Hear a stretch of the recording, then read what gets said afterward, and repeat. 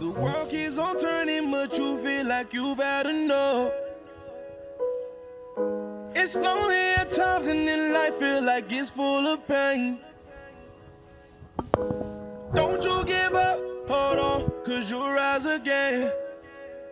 You should be dying to live. You should be dying to live. Just hold on tight. You try to hear me sing. That's powerful. Yeah, I try to ease it down on you. Right. Hey guys, we back with another episode or whatever. We're back and we better as always. Yes, and we back with another special guest.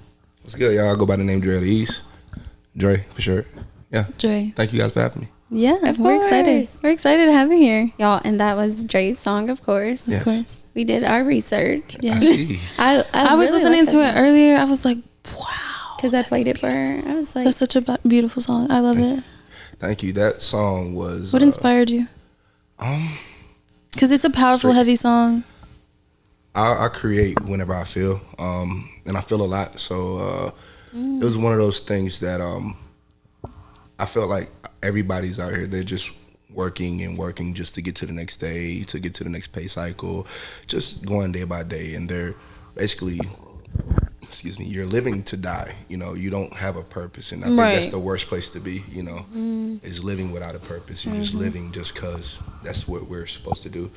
But if you're going to sacrifice yourself, if you're going to sacrifice your time, you're going to give a piece of yourself to something or someone else, then you need to get the most out of it for you as well. So you need to be dying to live. You know, you're giving this so you can live a better life, so you can have a future in whatever you're doing this for. You know what I'm saying? So, yeah, it was... I wrote that at one of my lowest points. And Really? it just came out, and then I did a show, and everybody was singing, and I ain't gonna lie, it made me emotional because it was...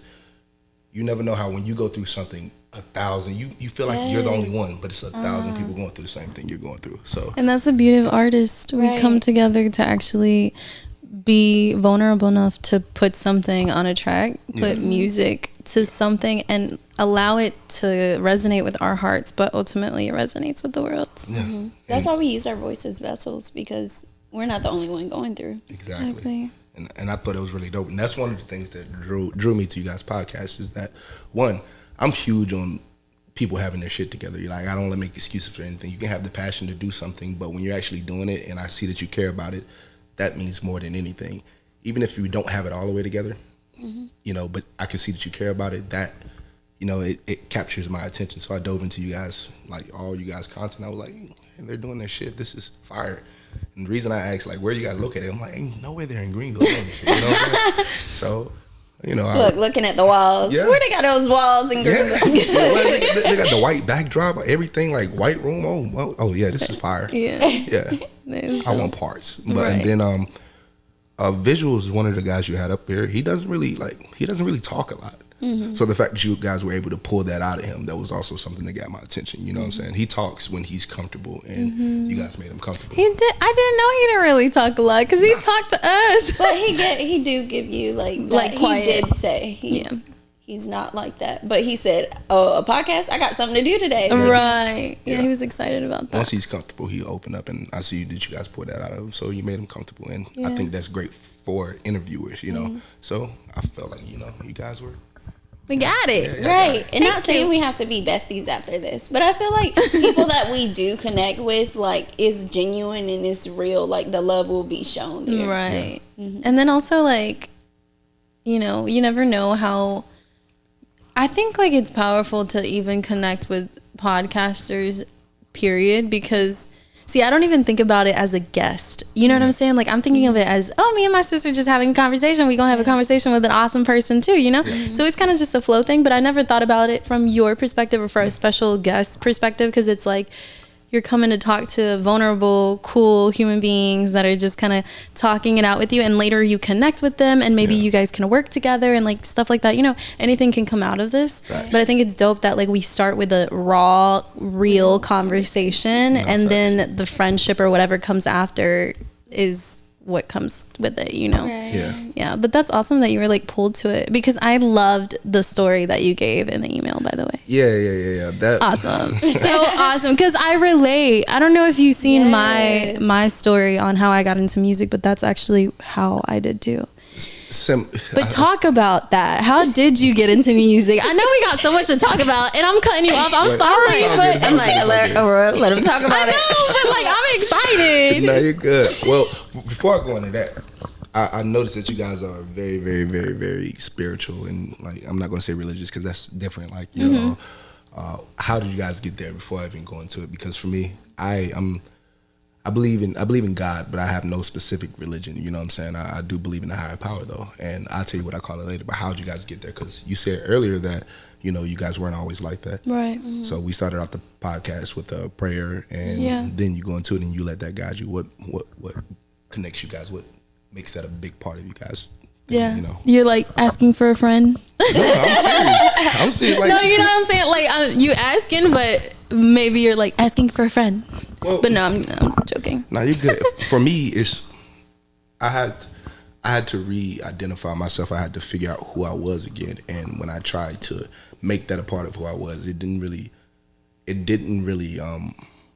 do for me what it does for you guys. You know what I'm saying? The only thing that saved me was, I asked that question because music saved my life. That's what music is, why I do music. You know what I'm saying? It gave me purpose. It gave me that feeling, that sense of, this is what you need to do with your life. You know? This is your calling. Yeah. So when I first tried to be spiritual and religious, that's not what I got out of it. So I'm curious how. Okay, you want to go into your story? Yeah. Well, I love that you asked that question. Thank you. Yeah. Like, that's powerful, because there's people out there who are like you, that they're like, how did you? You know. So I love that. Go ahead. Well, as a little girl, I would always just like, I wasn't in the church every Sunday. My mom, like, I was in a choir at one point, and we were kind of like in and out of. Hold on, you ain't never told me you were in a choir before. Nobody ever asked this question. Girl. See, I knew you had a beautiful voice for a reason. I knew it. Anyways, go into that. So. See, you learn something new about your sis every day. Every day. This is supposed to be my sis. Like, I don't even know that. She never told me that. Right. No, but we do learn a lot about each other every day. Anyways, go ahead. I'm sorry. So I was in a choir, and every time that I was in church, you know, there's a lot of, and I used to go to church with my god sis and everything like that. And there's a lot of people that were my age that would just be there, but not really like listening and soaking in. I was the type of person that I'm like undivided attention, because I'm not always here. So this is like a gift to me. And like being so young. How old are you? Middle school. Being so young, and just understanding that, I didn't know that I understood that at the moment. But I always had that kind of like that fear of like, I don't want to live. I always feared God. Made sense. Yeah. So when you fear God, you're a different type of person. Like, normally you're a loyal person, and you're a great partner to be with, because you're not just gonna you're not just going to allow anybody in, or you're very respectful in those type of ways. So that was more so like religious side of everything. But the only difference from religion and spirituality is, well, we'll get into that after this. But anyway, so then I went out to college, and when I went to school, me and my best friend, we just went to Bible study, and then like we did other things together. Like, we went to the club together, we went to Bible study together, we went to the nail shop together. Like, we did everything, but we did everything like with God still present. And it was that moment when I realized that the closer I got to God, like, the more, it was way easier to connect with him, if that made sense. So it was like me and him have a bond now. So even if, because I used to feel like me going out or me just going to the bar or drinking or anything like that will pull me further away from him. But it's like that foundation would always be there. So I could go to the bar today and then come back and like prepare myself for bed and like listen to worship music. And it is really that judgmental culture that put on you, like, you can't do this, you can't do that. And at the end of the day, all that matters is like God knows your heart, and it's your relationship with him. So you feel like just the base that your parents gave you, or just the base growing up in the church, and singing in the choir, you feel like that's what brought you back to it, or? That's what started it. It was never like a lost God, really. But I will say I've noticed times that I've grown further away from God, but He always brings me like closer to Him. And those normally are times when I'm in a relationship and I'm having this person, I'm giving this person all the power. So when you do that, it's kind of like you steer away from God. You make them your God. Yeah, and you make like whatever you're doing or who you're with your God. So what I realized was that I'm never going to be in a relationship if I can't, like, if I'm making other things my God. Makes sense. Yeah. So honestly, I've never really like lost a connection with God. It's more so like once I formed one, it's grown closer among the years and the things that happen to me.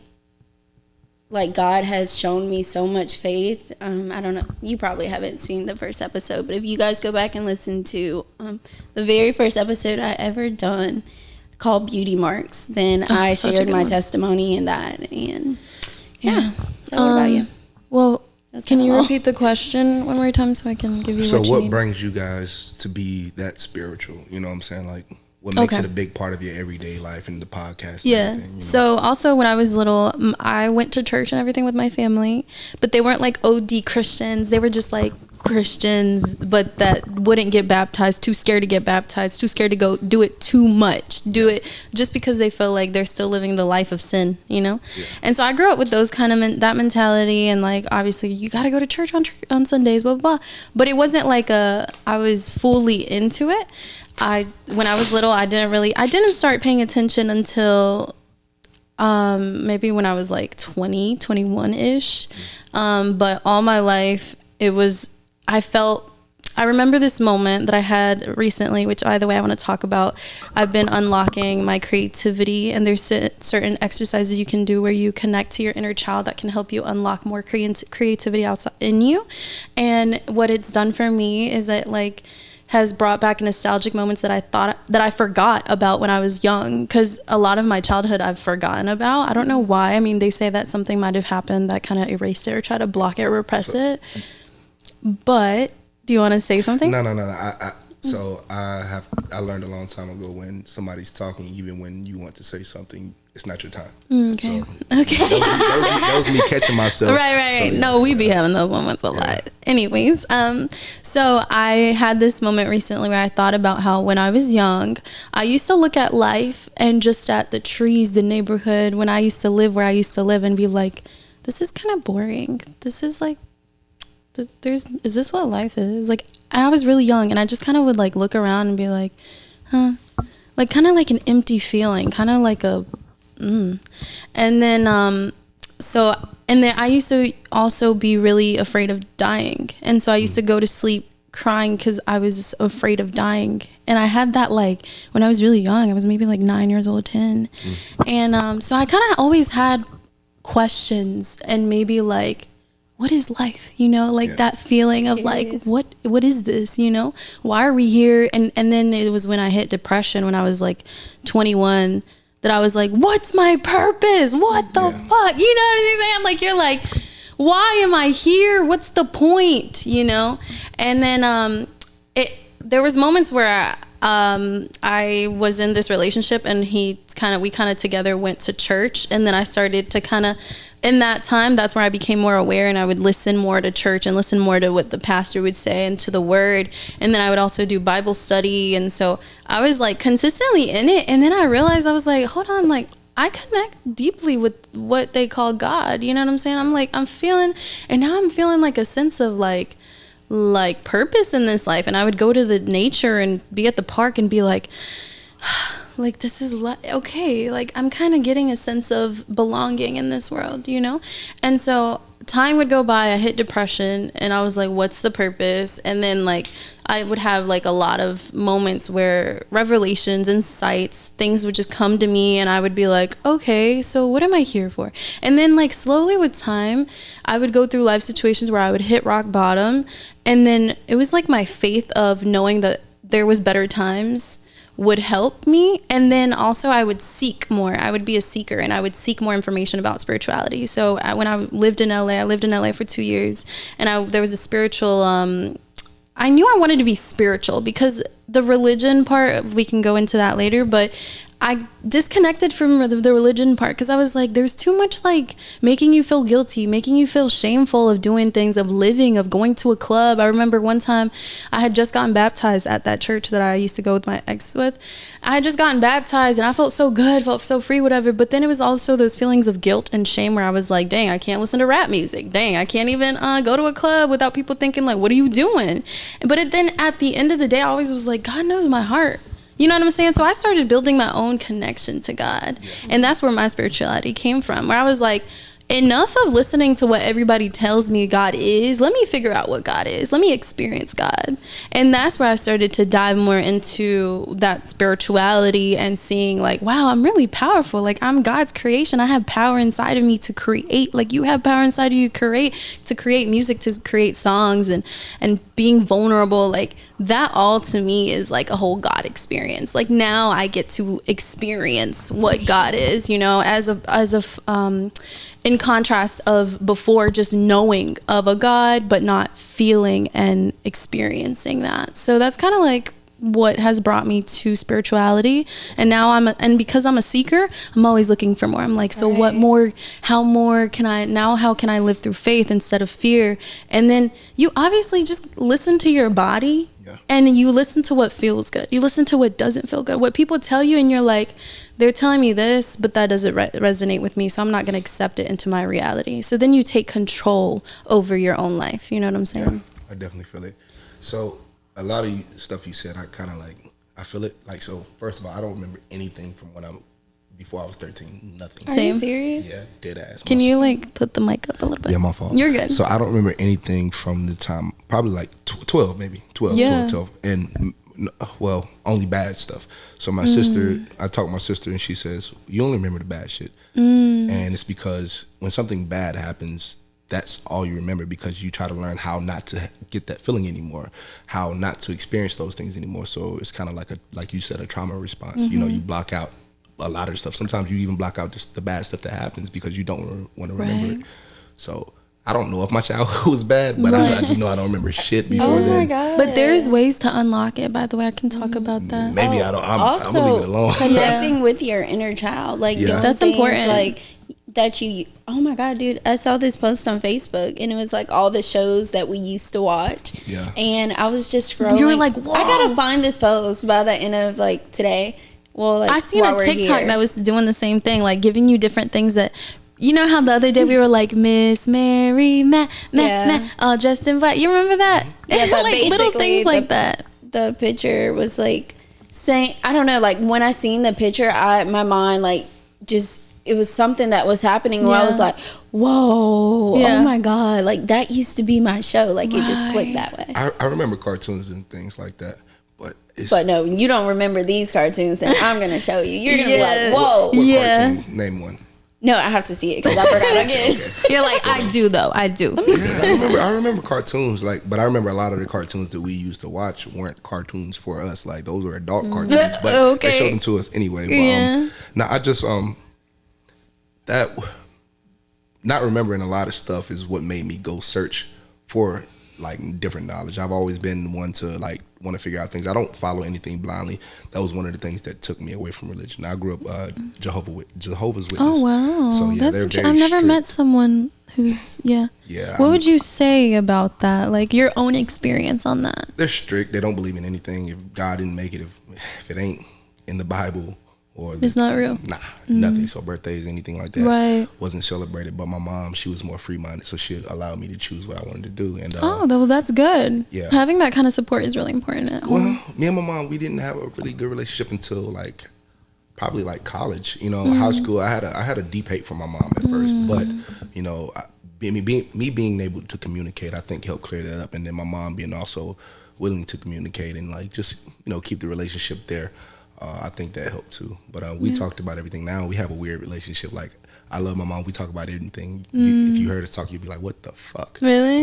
Really? Me and my brother, me and my sister, we just our whole relationship is. It's changed. Yeah, well, It's evolved. But do you remember them? They're like us? Like their younger selves? Yeah, but I mean, I don't remember anything vividly from those times. You know, it's not all gone, but it's not all there. You know, but my mom, she let me go to church. I went with this girl that I was dating, my first girlfriend. Well, second. Her name was Daniqua. I probably shouldn't say her name. Hey, Daniqua. Shout out to her. So I started going to church with her. I started dating her. It was a weird circumstance. I won't dive into that. But I started dating her, and she was big in church. And she invited me one weekend, and like, I'd never been to church before. And the music, I just loved it. You know what I'm saying? Nothing else at that time was keeping me but the music. So I ended up joining the choir and stuff. And that's actually how I started my love for music. If you let me tell it. You were in a choir? Sorry, I don't want to get Okay, then. I was in a choir too. Wait, was I? No, I was in school chorus. I'm sorry. I mean, same thing. I mean, you sing with a group of people, but my mom says it was actually my stepdad that got me into music. She said I used to like sit on the porch and play music and stuff when we lived in the projects. But I remember that a little bit, but I just remember going to church, and that's when I really like, oh damn, I want to sing. You know what I'm saying?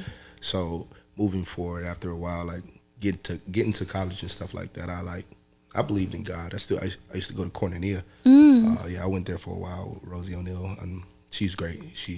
That's when I started getting more into the messages that the pastors were delivering, and that did a lot. But I just felt like those were messages. Anybody can say that. You know what I'm saying? It doesn't have to be Christianity. It doesn't have to be any religion. But Christianity is what got me there, so that's what I was. But then after football, and like, because football was my purpose, you know, that was my only thing that I knew how to do, and this was going to get my family and me out the hood. So that's what I did, and when that was gone, fuck, I didn't have anything. You had an existential crisis. Like, you know what she's trying to say? Yeah, well, Do you know what I'm trying to say? I know what it is now. Okay. She got Okay, it out, then. But There we go. I couldn't have finished that for you. But, Well, it's like you have a crisis on why you exist. Yeah. That's kind of what I had, and it wasn't like no violent. I wasn't like, because I seek knowledge and I want to understand. Like, that's my biggest thing with anything. If I understand it, I'm good with it. You know what I'm saying? Even if somebody does me wrong, if I can understand, I ain't gonna trip. So you're an empath? I guess. I don't know. I guess. An empath is when you can feel other people's emotions, or where you can kind of see their perspective, and that's important. That's a big characteristic to have. Yeah, it's huge for me, and I think if most people felt like that, the world would be a better place, because you can understand. So Talk about it. I mean, I know everybody's not like that, and if everybody was like that, then God, it would be so different here. It would, you know, on this planet Earth. But it might be a good thing and a bad thing, you know what I'm Right. saying? Because if I understand, a lot more people are pushovers. So when you're understanding about everything, or when you try to, like, you know, put yourself in people's shoes, if somebody does you wrong, a lot of times you'll turn the other cheek. And I had to learn to turn that off. You know? So, because when you don't, people are just going to push over you and keep going. But yeah. You're like, no, I'll break your wrists, sis. In that process of finding myself, you know what I'm saying, a lot of people say lost God, but I didn't. I just sought understanding, because I felt like if this is gonna be my passion, this is gonna be a vital part of my life, then I need to understand it. When I sought out Christianity, every time I tried to get questions answered, or things that just didn't make sense to me, nobody had answers for me, and which is understandable, because faith, you know, is just believing in something and you don't fully understand it. It's no proof, you know. You just have to blindly believe in it, and I can't do that.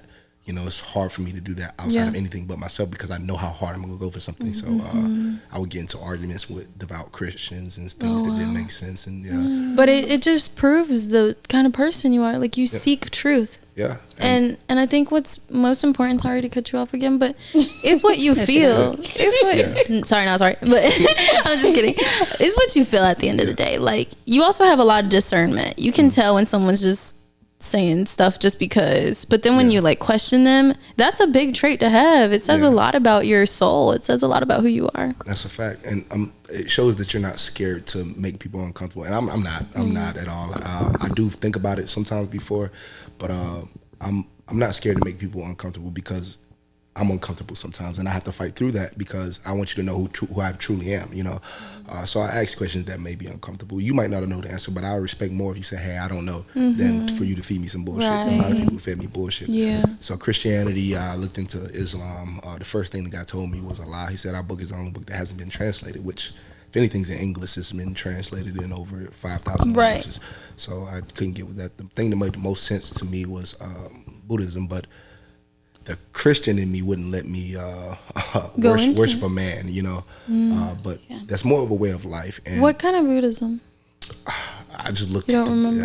I don't. I also was into Buddhism back when I lived in LA because I had met someone, but they had I had connected more because it was more spirituality. It's a way of life, yeah. Yeah, a way of life as opposed to this is what you got to do, this is what you can't do. And that's why I respected it, but at the same time, it was just like, you know, the person that you look to is a man, and that was scary for me because, you know, I mean, I still have that Christian Jehovah's Witness base. It's basically the same thing, essentially.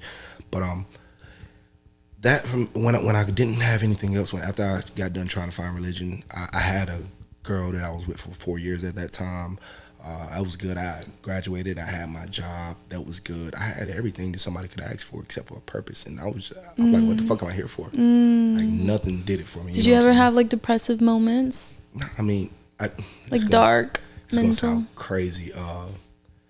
Those moments are just normal moments. I don't really try to talk about depression like that, even though I know it's real. But those are things that I had to understand. You know, once I understand what was wrong with me, everything's caused by something. So those depressing moments for me were caused by something, and for me, it was the fact that I didn't have a purpose. Yeah. So I'm solution based. I needed to figure out how the fuck do I not feel like this, and I did everything, and the only thing that brought me out of that hole was music. You know what I'm saying? So I knew that was gonna get there. I didn't want to say anything, but I knew it was gonna be like a full circle moment with music. But you just answered what I was gonna say. I was gonna say, like, how did you, like, this might sound crazy, but how did you even, like, know, like, that you didn't have a purpose? Were the people around you, like, purpose driven, or like there was something inside of you that felt like you, like, I need more? Very strong minded. I know what I want to do. Like, when I say I'm gonna do something, I'm gonna do it. And that's the only thing that makes me happy, being a man of my word and doing what I say I'm going to do and whatever my purpose is. So let's say I want to create something. If I want to make a song and I say I'm going to have this done by the end of the week, I'm not going to be happy the whole week until I get what I said I was going to do done. So when I didn't have anything to strive for, which was making it to the NFL or continue to play college, making a play on the field, it's just like, I wasn't sad. I was just lost. And I'm like, what the fuck am I doing? It's good to have things to look forward to. Yeah. Like, you know? Yeah. Very much so. But it's also important to have those seasons where you feel like, what is this? What am I here for? Because without those moments, you wouldn't find something. Yeah, that's real. So you need that feeling of loss to know what found is. That's a fact, and that's why you need those low moments to feel those high moments. So Exactly. yeah, I always knew I was lost when I got lost. You know, I just didn't know how to get back on path because I didn't know what I was doing next. So how did you, like, realize it's music? I used to do music when I was in high school. One of my neighbors, he would record himself, and it sounded like ass. It was terrible. Well, he could rap good, but just the quality of it was bad. So one day I helped him out. I was like, bro, listen, it don't sound right. Let me see what I can do. And I made him sound good. So once I got to college, I dove into it, but I would always play with it. So one day I recorded a song, and I'm just like, damn, it made me feel again. It made me feel something. I felt like, damn, I need to do another one. Damn, it gave me something to look forward to, someone to be, you know. Yeah, and I've just been going ever since. That was probably like 5 years ago, I think, 6. Dope. What was your first song? Ooh, it was in high school. That shit was terrible. I don't even remember the name of it, but it's still on YouTube, and it's I don't even fuck. It's okay. It's gonna come I to really you. want to scrub, but right now I need a love, someone to kiss and hug me and hold me tight. Something like that. My sister was singing on it. Oh. Yeah, that shit was trash. But it don't sound trash. But the lyrics are okay. But yeah, no, like back then it was poo. But back then it was probably fire. Like, you know. Nah. No, maybe. I think, like, as musicians, we evolve though. Like, would you say that your lyrics and your writing has gotten better? Yeah, hell yeah, way better. Of course, I hope so. When you do something every day, you have no choice but to get better. I always say people don't fail, they quit. Meaning it's no way you can get better at something every day and never get to where you're going. Like the door could be like right there, but you're tired of opening doors and you're too tired, or you need water and you got to go back, and then you say, I give up, I quit. When the door was right there. There's no way you can fail. Like, girl, that's how I feel. I always say that. I'm like, if you continue and you're just being consistent, you have that faith there and you continue, unless you stop, like, you're going to win. Yeah, that's a fact. I 100% believe in that. So would you say that you're like kind of like finding, because I know you said today was your first time to church in 4 years. Yeah. Where are you right now with your faith or with your like spirituality? Because I know you asked us that question too, so you must want to seek more or something. No, not really. You don't want to seek more? I get it. No, because, all right, so I don't like to go in circles, right? If something's reintroduced to me or it ends up in my path again, then I might revisit it. But I don't like to do circles. That's with exes. That's with people. No matter what it is, I don't like to do circles. Is that a Gemini thing? I don't know. I'm not even big into I'm just kidding. astrology. I'm not either. He told us he was a Gemini, and I've just been giving him a hard time. It's all good, but I just don't. I don't like to revisit things because I feel like once you see something, once somebody shows you once someone shows you their true colors, you have to believe them. Even if they change their hue a little bit, the base is still there. So I can forgive you, and I might still talk to you, but we'll never be what we were before because I'm a genuine person and I have morals. So even if I want to treat you away or do you away, my morals are going to make me act correctly or treat you how you want to be treated or how you need to be treated. I would never cross you. So I can't do circles. So even when it goes to religion and stuff like that, I sought that for a while and I sought understanding. And the base that I came to, like I said, I believe in God. What I believe in, I call it the God of good people because good people aren't limited to race, religion, creed, or anything else. What makes you a good person, I think you should believe in it. One of my friends told me, he said, hey, Dre, what if God made all these different religions because he knew everybody wouldn't follow the same one?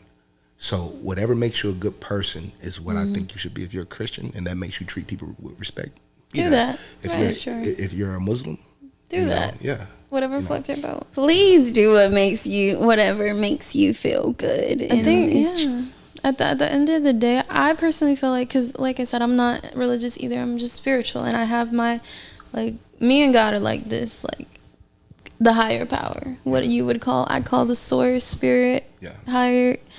And I personally believe that God is in all of us, which makes you a good person, you know? And I remember when I was asking a Christian, I was like, so why do you keep saying that there's nothing else that exists outside of what you believe in? I'm like, what about God using this other person who's not Christian, but is a great person and is using that person as an angel to help you out with this? Like, you would still say they're wrong because they believe in something else? And he was like, yeah.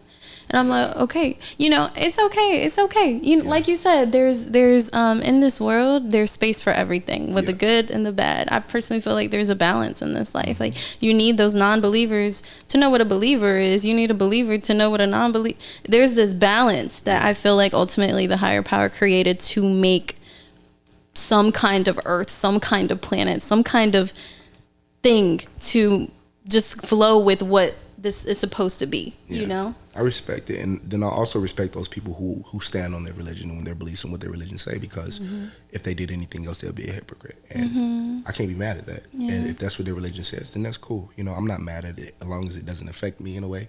I might not agree with everything, but just because I don't agree don't mean I can't respect you. And I respect, like, respectful Christians, respectful Muslims, anybody that's respectful. I mean, cool. If that's what your religion say, I'm not going to come around you and try to, nah, bro, you're wrong. Right. Which you shouldn't think like that. And there's still people like that. Like, I know people in my family that are like that. No, you're wrong because you don't believe in this. Are you Spanish? I'm Mexican. Oh, yeah, okay, yeah. Why you say that? Because, like, they don't, the Mexicans that I know, they don't play around with their religion. You know what I'm saying? Like, and then they do everything differently. They know how to have a good time but still be religious in the same sense. And I don't think it's much room for I'm not gonna say creativity, but for you to explore as far as like religion wise, from the ones that I know. You know what I'm saying? So is that how your family is? Well, my family, like immediate family, is really open. Well, my mother and my father, they kind of have their own beliefs, and I guess they gotten to a point where they respect who I am and how different I am. But I am very different. I do think I give them a hard time because they don't understand me, you know, and I'm very misunderstood. Well, you also said you're Christian. They're the ones that I know. They're Catholic, so it's a little bit right. It's different. Yeah, I'm sorry. But yeah, I was born like Christian family. My dad, though, he got remarried and his wife is a Jehovah's Witness.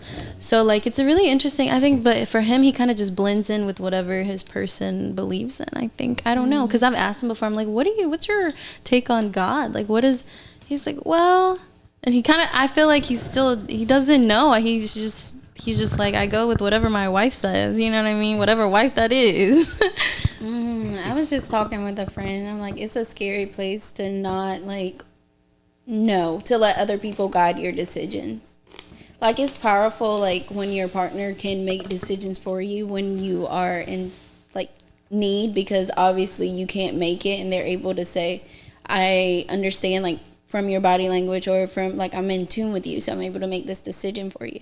But it's a really scary place to be in when you can't stand on something for yourself. Right. And that's also like finding your own identity and who you are. Because I think he did tell me, like, with Jehovah's Witness, he liked that for his kids, because his kids are like 6 and 5 or 7 and 5. And he's like, I like the discipline that it gives them. Very disciplined. That and Islam are the most two strict things that I've ever seen in my life. You put your thing up. Oh, I'm sorry. You're good. So yeah, being a Jehovah's Witness and a Muslim, those are the most two strict religions Christianity is very strict. Nobody talks about it. Right. They don't talk about the bad things, you know. Yeah. That was another reason why I didn't like Christianity, is because the people that believed in it, they didn't really follow it. Like, if you're a Christian, technically you're sexist. You know what I'm saying? Because women aren't supposed to do a lot of things you're not supposed to speak. That's true. You're not. If you don't speak your truth. Yeah, you're supposed and to. And I'm big on that. Yeah, you know. So that was one of the things that I didn't fully understand. In the Old Testament, it said, "Slaves, worship your earthly masters as if you would Christ." And I didn't like that because it justified slavery. But then in the New Testament, they changed it to servants, which is indentured servitude, and I understood it more, you know, and I know everything needs to be modernized and stuff like that. But at the same time, a lot of stuff isn't for me to understand. So I let people believe and do as they wish. But since you guys are talking about relationships, wait, are either of you guys in a relationship now? Mm-mm. No. Why? Are you in a relationship? No. Why? Me? Yeah. Oh, no.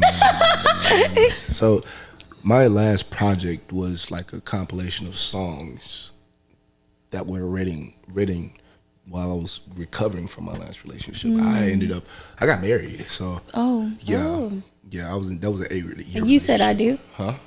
You said I do. Yeah. Okay. You were in it forever. And I didn't. Forever. The crazy thing is that like I never really like got the concept of marriage, because also it's a religious thing. So I never really like got the concept of it. So me even getting married was a sacrifice for me. You know what I'm saying? It's not important to me, but it was important to her. And if I'm going to be with you forever, and that's what marriage means to you, I'll be selfish not to give you that. You know what I'm saying? Yeah. So yeah, that's I did sweet. that.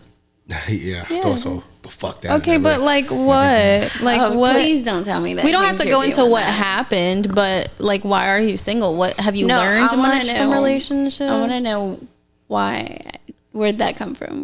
Why'd you ask that? And like, what do you want to share with us? No, well, everything circles back to music, and you guys asked about the project and whatnot. So my project had it was just like I said, it was a compilation of songs that came from that breakup. And nowadays you see most people, both of you guys are attractive. So if somebody is attractive and they have something going, usually they're in a relationship. Thank you. You think so? I'm just kidding. Thank you. We'll take it. Anyways, but if somebody has they have something going and they have their shit together and they're attractive, usually those people are in a relationship. Those are typically the most successful people. In relationships? People that or attracted. Wait, no, you're saying not in a relationship. Those two people are typically not in a relationship. They are. They are. Attractive people are more in a relationship. attractive people that are doing something. Okay. You know what I'm saying? There's a lot of hoes out here that look good, that have nothing going in life. Right. You know, they don't have any guidance. They don't know what they're doing. They don't know where they're going. They don't even know what they like. Yeah. You know, that people that know what they like and know where they're going, usually they like to be grounded. And grounded is usually in a relationship, and you have somebody supporting you, helping you make decisions and pushing you to be a better person. So I assumed that you guys were, but don't be assuming. It's yeah. But I'm like, so why not? What keeps you from being there? Like me, I was in one, and that was my most successful time in my life. You know, when I was in a relationship. But, do you feel like they helped you a lot in life? I'm very like I like the company of women. One, I'm very, very like when I'm single, I'm a whore. I'm not gonna lie, I'm just terrible, right? Really? Yeah, I'm terrible. Not. Yeah, so Not a whore. It's women are a distraction. Like for me, like so when if I get a lot of shit done, I might be very focused. I might have did everything I needed to do, but I want to be around a woman. So I might go out, or I might go talk to people or whatever. So it was a distraction for me. When I was in a relationship, I didn't need to do that because I had what was at the time my best friend. I had somebody to talk to. I had somebody to sleep with. I had somebody to have sex with. All that was right there. But when you're single, your needs aren't all met. Yeah, and then I mean they are. They could be, but from different places. But it's like it doesn't give you that fulfillment of having a solid foundation. It could, but after going through what I went through and dealing with somebody for such amount of time and opening up and being vulnerable with somebody, you know that trauma response we was talking about, how you avoid certain shit. I don't ever want to go through that again. I don't ever want to feel like that again. And after that relationship was the worst part of my life. I'm still recovering from that now. So how long has it been? A year and like 7 months. Oh, give yourself time, baby. But until wait, you said 4-year relationship, right? 8 year. 8 years. Oh my God, you up there with me? I was in a 7. I mean, this is nothing. I was about to say, I'm gonna dap you up, but right, it's not something to be happy about. But yeah, we get. I mean, it is. It is. It shows, you learn so much, though. Yeah. I'm sure you learn so much about life with that. You do. You learn. You learn a lot about people. You learn that people change. Yeah. You learn how to be committed, and you learn how to love someone more than you love yourself at times. You have to. You know, you learn how to be there for people, and you learn, I would say, more morals and ethics, because you got to have this person back no matter what. Right. Even if y'all not on the same page. You know what I'm saying? And it was times where me as a man, like, I'll put myself in harm's way for this person. You know what I'm saying? Right. Even sometimes when that person wouldn't do it back. So, like, you learn a lot, you sacrifice a lot to make sure a better person in the long run. But if that shit doesn't work out, I'm telling you, it just does something to you. Oh, we about to talk about it. It almost like, I don't know how to explain it, but it messes something up in your mind where you're like, wait, what? Hold on. What? It's your heart. Like, your heart is very sensitive for one. So it starts off very sensitive. You're that vulnerable where you're, especially like for that long, like you pretty much are raising each other and you're growing up together. Did y'all, and was that person knows a part of you that like nobody else knows. Like they know your darkest side, right, and your most lightest side. Like it's a very sensitive place. Yeah, it was tough for me, and I didn't understand it at first. It was one of those things like, all right, boom, another purpose of mine was my purpose wasn't gone, but a part of my purpose was, because everything that I planned with a person. Right. You know what I'm saying? So it's just like I didn't know what I was feeling at that moment. So my purpose was there, but I didn't know what the fuck was going on. So I would like. Financially, I was straight, so I would do dumb shit because I was sad and didn't know why, because I still had my purpose.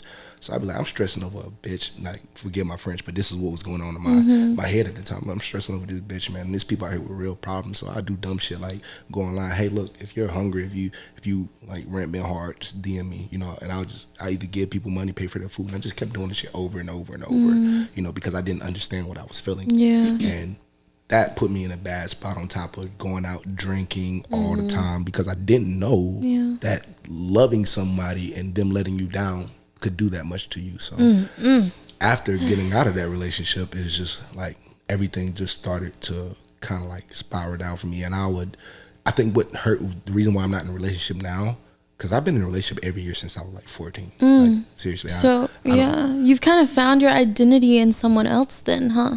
I mean, that's hard to say. No, 'cause I've always been myself, but I can see why you would say that. But it's also like them feeling you needing something to fill the void that you can't find and give to yourself. Sort of, kind of, but no. It's just that feeling of being grounded. When I need to focus, I would rather be with somebody, you know, because if I'm not with somebody, I know that I'm gonna go out. I'm not a person that's gonna be abstinent until I'm married. No, it's not me. I'm not a person that's gonna like not talk to women. No, it's too much masculine energy around me. All my friends are very masculine, you know. It's not something I can deal with all the time. And then even me being in my head, sometimes it's just like hard on myself. I need to be around soft energy. So yeah, no, I can be by myself, but do I want to? No. But now I'm forcing myself to be, because being single after my relationship made me realize how much of a different time it is now, and how people are fucked up. Not just men, women too. Everybody's fucked up, and then everybody cheats now, and it's so fucking scary. It's so scary like that. I stopped sleeping around with women for a while, because it seemed that for a period of time, I think like 90% of the women that I slept with either had a husband, a boyfriend, somebody that was dealing with, and one of them had her boyfriend pick her up from my apartment, and that shit hurt my soul. Just like, yo, yeah. So that's why I'm not in a relationship now, because I see all that stuff, and I can't give a part of myself to somebody when it can possibly all go away again, or they can be doing me like that. So remember when I was telling you earlier how like I fear God? See, I'm the type of person that if I'm in a relationship with you, I fear God that much, because I don't want to hurt like God. I don't want to disappoint. Like, I just want to live up to, you know, who he's called me to be. Yeah. So in a relationship, I almost like have that much love for my person that I have like a level of fear when it comes to like, I'm not going to do anything that would cause you to look crazy, feel crazy, because for one, now I know how I feel, but like I've just always been that type of person. So like I said, it goes down to like who you are. Like, I feel like it has a lot to do with how you were raised. It has a lot to do with the trauma that you dealt with. And I get it, but like, I feel like once I was able to, because you're right, a lot of people do cheat. Yeah, it's just crazy, man. And once I was able to, I don't get it. It's like, how can you do that to somebody you love? Nobody. And this is why I learned mine, because at one point, I'm not gonna lie, I can be petty, and it was because that hurt me when old girl had her boyfriend pick her up from my place, telling her, I got drunk at a party and my friends were asleep, can you come get me? I'm just like, wow. How'd you find out about it? She did it right in front of me. Oh, she just did it? I didn't know she had a boyfriend. I said, look, hey, we had just got done doing whatever, right? I was like, hey, you want me to take you home? Because she was like, yeah, I'm ready to go. I said, yeah, I can take you. And she was like, nah, I just call an Uber. I'm like, all right, cool. I mean, if that's what you want to do. She proceeded to call her boyfriend right in front of me, and then told me this, bitch, this not cute. You know, I'm disgusted. You know what I'm saying? But I was more like shocked that like you got the balls to do this. So very bold. We're living in a very scary time. Scary society. I think that goes back to answering your question, like why you're single, why are we single? I think God wants me to be single in this season. I feel like there's something that there's a foundation that needs to be built within inside of me that I don't need to like share with someone else, like that I can be strong enough being a one of one. I don't know if you know who Drayvon Franklin is. Okay. Well, he's really dope. You should check him out. Who is he? He's like a motivational speaker. He used to date Megan Good. He's also like, he does sermons and all of that. But like, he speaks a lot on his relationship and coming out of it and being one of one. A lot of people get into relationships and they're depending on you. They're setting so much expectations on you, and it's so heavy. And sometimes all that pressure can cause people to do things out of fear because, you know, they just can't handle it. Yeah. But I think it's so important to have a strong foundation with yourself before you try to date someone else, because then your mind is going to be easily changed. You are going to change your religion like your father. No offense. I love you. Aurora's dad. But, you know, it's so easily to be influenced by someone else. So I think having your own morals, having your own standards, like, And then just knowing what you want too, because how are you going to get in a relationship when you don't know who you are? Because you're not going to know what you want, so it's just not going to end well. So is it by circumstance that you're single and you're okay with it, or is it a choice you're making and you're okay with it? Or which is it? It's by circumstance, but I'm okay with the circumstance, and I feel like things happen for a reason. Yeah. Like, Okay. and go ahead. I'm single because I'm single because why am I single?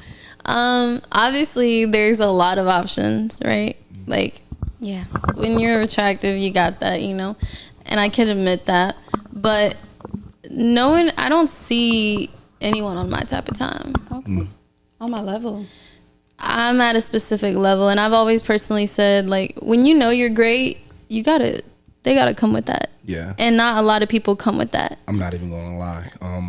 Most of the attractive people, I said it in the bar too, most of the attractive people, they come with the most shit. And that's the scary part about that, is because someone that's attractive, they have so many options, they're scared to exercise one because they're gonna make the wrong choice. And I've noticed that a lot of times if I do take somebody seriously, I date down a little bit, 6, 7, because I can elevate them. But if you're dealing with somebody that's at the top and they have so many options, they're less likely to do what they're supposed to do or give you 100% of themselves, because they do have other options, and they're scared if they give you everything, then it might be the wrong choice. So those aren't usually the best people to date. And some of them are so into themselves Oh yeah, that they very much. Ugh. Yeah. I mean, but yeah, I can relate with, because I feel like I know someone who did that too, that they were like, what if I'm giving my all to this one person, but there's still someone else out there for me, and not feeling that satisfaction. Yeah, they fuck it up for them, and they fuck up like what they already got going on when it's a good, solid thing. So how would you know? How would you know that that's the right choice? You don't, and that's you just kind of make it. You just kind of follow what you feel, or yes, and that's the only way to do it, because if you always like, that's okay. I don't like a lot of options. Like if I go for food, like I don't like a lot of options, because I'm going to try to eat everything and I never fully enjoy anything. right? So when you have that many options and you want to try everything and you don't know what's going to be the best, you don't enjoy anything. You don't. So would you say that comes down to, like, you ultimately are comparing, like, what if this isn't all, and what if I could get better, or what if? So how will you know? How will you know when you're with that person then? It's about you and what you make it. You know what I'm saying? Like, so it's like the grass being better on the other side. It's not really that. It's grass is greener where you make it, or where you water it. When you water it, it's not going to be greener. But with that greener grass, what's going to happen is you have to do more work to maintain it. You're going to spend a lot of money buying fertilizer. You have to change the soil. You literally have to go under it and change the soil because it was placed down. You have to buy certain pesticides to keep it out of it. So it's a green, but it's a lot more maintenance.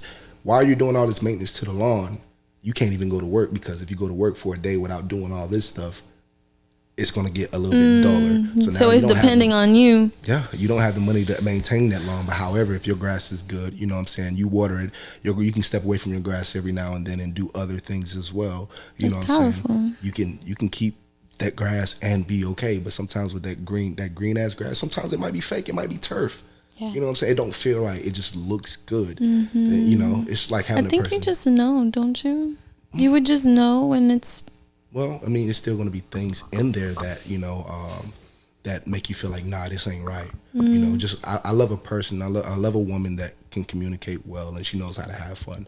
But sometimes, like, it's going to be a lot of shit to come with it. Like, she might be mouthy as fuck. She talks back. She wants to argue sometimes. Well, that means she got work to do, and her work to do. See, me, I feel like it's very important to, like, I don't know, I don't want to cut you off. I know you guys were talking about, like, her being mouthy or whatever, but this is why I don't cut people off, because I lose what I was saying.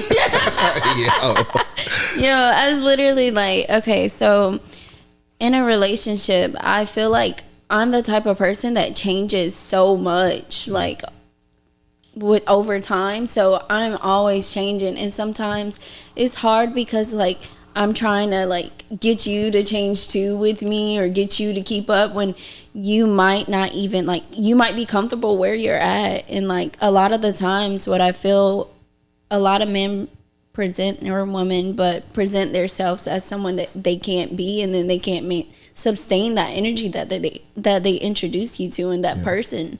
So it's like a lot of the time you get comfortable, and then one of my biggest fears is like people seeing like who I am and then like leaving. Yeah. You know? I think that's everyone's biggest fear. Like, no one wants to give their heart out and like it just be vulnerable, and it's like you're leaving with my heart again. That's a fact. I made a song. It's called "I Don't Know How Love Feels." But well, I'm gonna give you 2 bars. One of them says, "I don't even know how love feels because I loved everyone that hurt me. I don't think love real." And then I say that, "Tap me on your face so I know it's real," because there's no form of commitment. You know, I say, don't you tell me that you love me unless I'm tatted on your face. I had a ride or die. We not together, but she's still okay.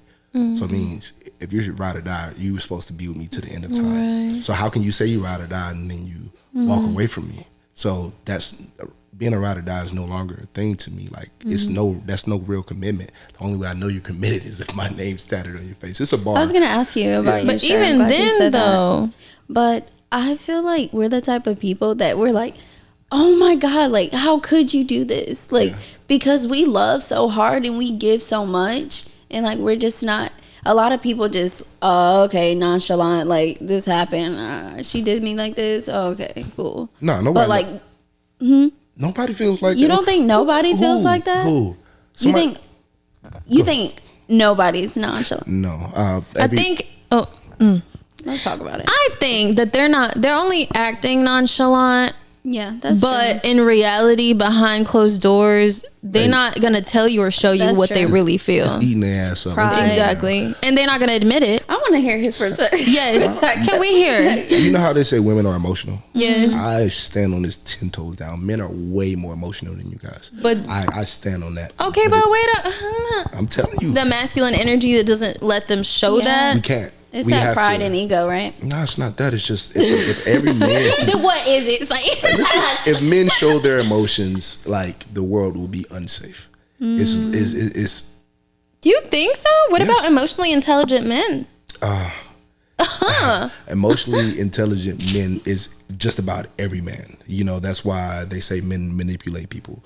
When you're emotionally biggest intelligent, manipulator. it means that you understand emotions. So when you understand emotions, you're able to trick people into believing whatever you want them to believe. That's why when you said some people are nonchalant, that person is just emotionally intelligent and they're making you think they don't care. They care. Yeah. They care, especially if nobody wants to lose somebody that loves them. It's not a real thing. And if they do, it traumatizes them and they're going to pay for it in the long run. I stand on that. That's But why I Right. never get even Oh, for with sure. anybody. Like, I realized, like, I'll let nature do its thing. I'm not gonna lie. When I was like in high school, I was like just going off the people around me. I didn't have my own identity until I went away from college and realized who I was. So before then, I would cuss you out, and like if you hurt me, like, you got me effed up. Like, we got to talk about this. But like once, I remember someone betrayed me so bad, and like the fact that I didn't react to it. And I just like went to God about it. Like ever since then, I have not been back from that. Like, not saying that if you do me wrong or if you hurt me that you're not gonna like get repercussions from that, because you are. But it's On just your not own gonna come time. from me. Right. Like, Yeah. you know. And But as far as the emotionally intelligent part, you said that men are. That's true though, because I was with someone who knew about emotions and knew how to get. I remember he once told me that he could get any woman he wanted because he knows how to get to the heart. I approach every woman like, you know, I'm gonna get y'all game because dude's right. Please You know do. what I'm saying? Like, Get the people. Oh, I just want to. Oh, anyways. as a man, I tell all my friends, never approach a woman as if you want her. Because if you do that, she has the option to turn you down. Right. I approach every woman as a friend. Right. I'm going to talk to you. I'm going to see what you like to talk about, what you want to do and stuff like that. I'm a little bit different because I'm honest. But most men, they're going to play the game. This is why I say, like, if I'm in a relationship and I know men, a lot of men don't want to be your friend. Men are very logical. So if a man approaches you, it's for one or two things. You can help him with business, or he wants to fuck you. That's the Literally, only or two both. things. Or both. Or both. You know what I'm saying? But men are very logical. So him being your friend doesn't help him out. And they because- thought about everything before. Yeah. how everything could play out. Yeah, that's literally it. So most men are emotionally intelligent, and the men that are emotionally intelligent, it doesn't matter if they're ugly, it doesn't matter if they're broke. Those are the ones that do good with women. That's why when you see a guy and he has a beautiful girl beside him, and people are like, how the fuck did he get her? He knows what makes her go. He knows what she likes.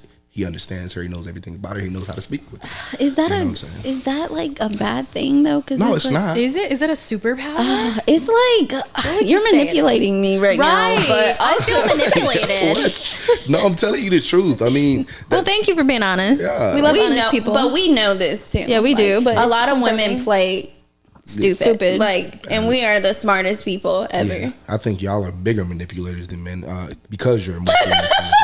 No we bullshit. looking at each other like We didn't mean to flip this. No, that's how it is. Because listen, a man can be expressing how he feels to a woman, but if he says something that triggers you, either you cry or you're upset, and that man know he has to cater to how you feel, or it's not going to go good. In that one moment when you got upset, you just flip the whole thing around, and it ain't shit we can do about it. You just called me out. Yeah, I'm telling you, it ain't shit we can do about it, but just go with it. So yeah, I think you guys are bigger manipulators. But as a man, the reason why I say we're more emotionally intelligent and that we're more passionate and emotional than you guys is that a lot of stuff affects us, and we have to control how we feel. A lot of guys act nonchalant so they don't overreact.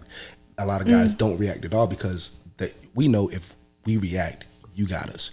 You know, the person that reacts the less or cares least in a relationship controls it. So a lot of guys don't want to lose control, and they don't want to seem like they're emotional or they don't care.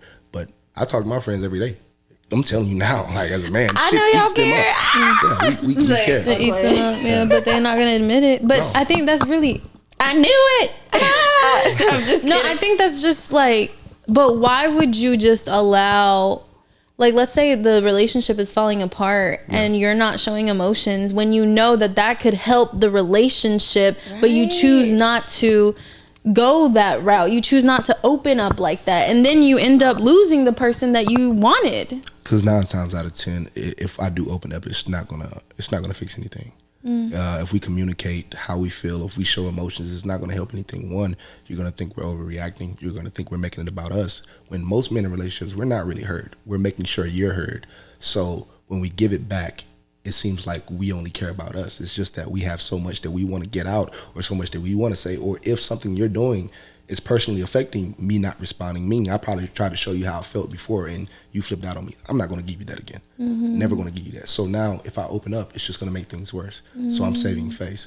So a lot of times it's not just an in the moment thing. It's probably something that build up as something that you showed him before that makes him not want to open up because he knows it's going to go bad. Right. And that's me from experience. But don't you think that like that's why you choose a partner that you can communicate with and that does respect That's a and safe make sure place. you're heard? Like I think ultimately what I want to find in a person is that like as I'm doing all this inner work, like this shit isn't for nothing. Okay. I'm gonna attract someone who's also on that type of level, on my type of time. So I'm not just going when I can automatically see as a very having discernment and intelligent woman, I can see when a man what his intentions are with me, with the first thing he tells me, or with the way he's acting, his body language, all of that. I see it all. Then that turns me off. Even if he's the most attractive man, I don't care because I see what you want from me. You know what I'm saying?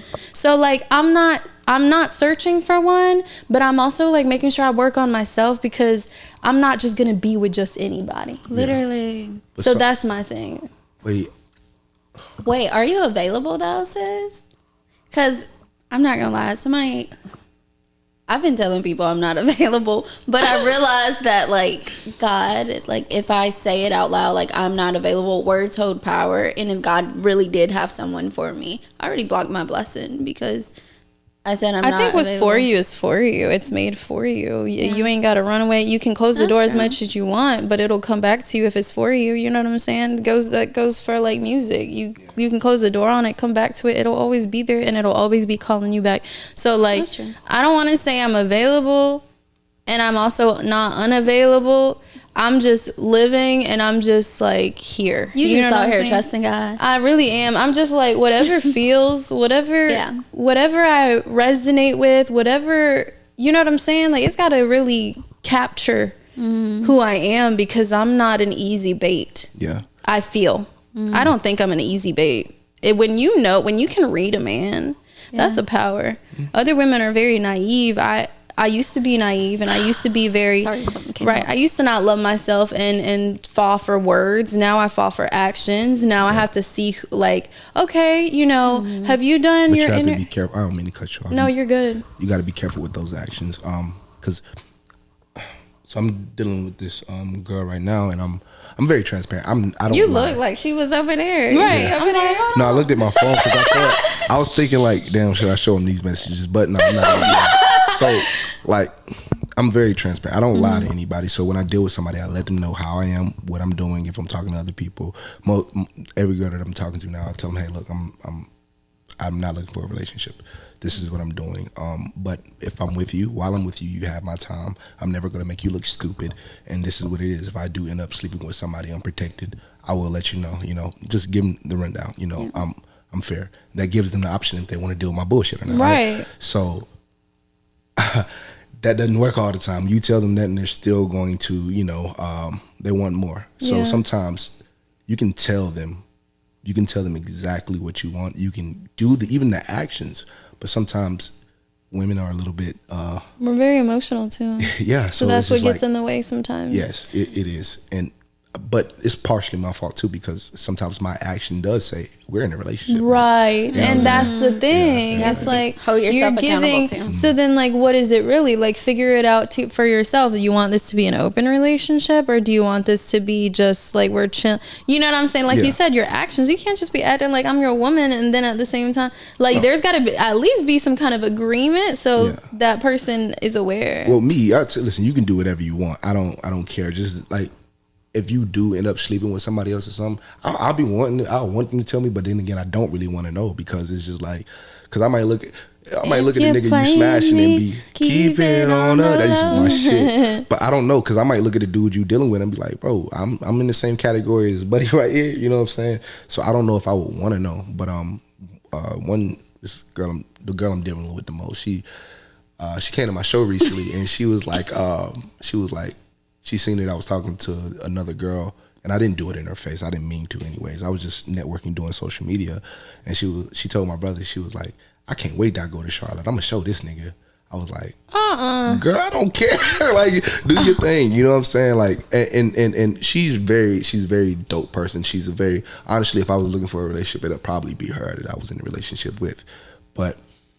As long as you're honest with me, I can care less about what you do right now. But I had to make myself be that way because of the dating pool right now and what's going on. Mm-hmm. So I think it's fair to say that I'm single by choice and I'm not really looking. I do have options that if I did want to be in a relationship, I would. And sometimes it's sad to me because I feel like I'm playing with her in a sense, you know. But with me being honest with her about it, I take a little bit of that guilt off me, you know what I'm saying? So she's here because she wants to be here, you know? Are you single because you're still healing from your last relationship? I mean, be honest, because you're an honest person, right? And God's looking at you. So no, not me being like, you better not. I don't want to say yes because I feel like my friend Kelly asked me a question. He said, "Do you feel like you fully healed from your ex?" And I'm not gonna say her name. I try not to do that because I don't.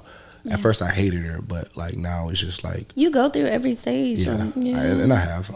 But too. He asked me if I healed from her, and I said yes. But at the same time, it's just like when you get a deep wound and there's a scar there. Yeah. And even if you tore a ligament or broke a bone, sometimes you might be healed for it, but you might feel that shit forever. And I think it's gonna be something. Let me ask you something. Is she still in your dreams?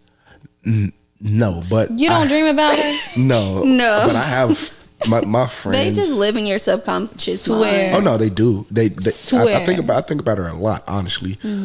But it's just because she was a part of my life for 8 years. So anytime that something reminds me, I'm like, oh yeah, I used to do that with Shy. Or like if I'm talking to my friend, like I'm talking to one of my friends the other day, and he was telling me about something he was going through, and I had to say, well, yeah, when I was dealing with Shy, this is what I would do, giving him advice. But the only advice that I could give him was my experiences, and most of my experiences were with her. And damn, I said her name. And you find yourself, you find yourself always shout out like, to her. It's like, yeah, shout out to her. I mean, but do you think that you would be the person you are today without that experience? Being 100% honest, I'll probably be further. I held myself back a lot, you know what I'm saying, when I was with her, because I didn't network with females. I didn't utilize the females that I could have. Not saying I use people, but just like connects and stuff that I had. I wouldn't do it. I stopped talking to like my biggest supporters. I could shoot them like a DM and have them post my shit everywhere. I had to stop talking to a lot of them. But why? Because you wanted to, or because she influenced that? It wasn't all her fault. In the process of finding myself, I wasn't shit. I was terrible. So I know a lot of the times, like the way she was towards the end, some of it was my fault. But I feel like we know, sis. Like, we've been a girl. Yeah, I it took me a while to get right. I tried to push her away from me, and she stayed through all that. And that's one thing that I really admired about her. You know, I tried to push her away. I told her I didn't want to be with her. Like, I wanted to see other people and shit. And, you know, at the time I didn't want to see other people. I told her, this is how serious I was. I said, listen, we can be together, but you can go date other people until you find somebody that you want to be with. You know what I'm saying? Because I know you don't want to be without me. And a lot of people said it was fucked up, but it was me being honest. I just don't want to leave her out here without anybody because she feels like she needs to be with me. And this is when I didn't believe in God, and this is when I didn't have no purpose. And she stayed through all that. And then one time, this is the most fucked up thing. Like, I think monogamy is stupid, honestly. I think it's stupid. You think poly? Yeah, for men, it sounds hypocritical, but I'm so dead ass. But we respect the honesty, yo, for real. I fucks with you because of that. I learned to sacrifice, and that's why I'm okay with monogamy. But at the time, again, with her, you learned to sacrifice. That's why you're okay with monogamy. Is that lowering your standards? Yes, though? it is. Really? Yes, it is. Yes, it very much. Wow. Is. I gotta pick your brain because I'm just like, wow. Like, when I come across people that I don't that maybe have a different way of thinking, I'm like, why? Like, why do you think that? You know what I mean? Like, I'm very curious. I'm a curious person. Like, I like to know. Can we take a quick commercial break? Yeah. Yeah, okay. We'll get back to this good conversation in a few minutes. Wait till next year to see what else is happening on the pod. I'm just kidding. So, guys, we are about to go into Q&A, where you can submit a question online at www.thequeendompod, a topic suggestion or a guest request. So what we're doing right now is we're just going to get into some of the questions that you guys sent us, aka Dre. Listen, I thought it was part of the little application thing, okay? Oh my gosh. That's funny. All right, so I really, really, really like this one. It's number 5. Is there any point of being in a relationship before being successful at all? Is there any point of being in a relationship, what? Before being successful at all? Yeah. Okay, why do you say yeah? Is there a point of being in a relationship before being successful? So, like, you mean before you get successful, you being in a relationship? I think you gotta learn. You gotta learn about life. You gotta learn. But then also, when you're in a relationship or you're gonna transition to success, then it gets rough and rocky, you know? But I think ultimately, just being open to life and whatever life throws at you and seeing where it goes and seeing what all you can learn from people until you get to that point. But then I feel like the roster is gonna change and it's gonna be levels to that shit, you know? Yeah. Can you hear me that pillow? Yeah. For me, when I asked this question, I didn't know how I was going to answer it myself. At first, I thought, you know what I'm saying, you can grind from the bottom with somebody and, you know, they'll always be there and they can help you be better. And I still believe that, but at the same time, it's just like, it's so many distractions when you're with somebody, especially if you guys aren't in sync, you know what I'm saying? So if you're not in sync, it throws you off your game. And I know, like, when I was in a relationship, if anything was going wrong with me and my person, everything else is off. Yeah, that's true. Everything. And sometimes your partner might not care about what you have going on. They just want their needs met. And that's not always the best combination of circumstances to have. But also, if you wait till you're successful, you're not going to know who's there for you. Yeah. You're not going to know what's genuine. So, I don't know. Right. You know that part, though, for real. Because some people just see you for the success. Yes. They see you just for what you got, what you have to offer. And you been had that to offer. So maybe it's important to have those people before your success in your life because they're rock solid, you know? See, I always wanted it to be that way. I always wanted it to be like, you know, I'm a fairy tale type of person, so I always wanted it to be like we started at the bottom, now made it to the top, but like started at the bottom, now we here type stuff. But like realistically, like Dre was saying, it don't always turn out like that. But if it could still happen before like I'm successful, I don't know, because it's so scary to see like who's really there for you or not. But as long as you have discernment and you have God, like it doesn't, what I learned about decisions is you can make 2 decisions and they can be completely opposite, and it doesn't make like the decision that you make, it doesn't change the outcome for you. Like you're still going to be successful. You're still going to be in alignment maybe. It's just going to take a little bit longer. If you, let's just say if we dated someone now versus someone that came later, then we might run around in circles for a while figuring it out, which honestly we have really experienced that. So versus dating someone later, I don't think like the decision, like I don't think either or dating someone before you're successful or after you're successful is going to like change what the plans that God has for you. Right. I mean, your people are going to be your people. If you stay true to yourself, you might get hurt though. Yeah, but also if you stay true to yourself, you'll always align people for you. Yeah.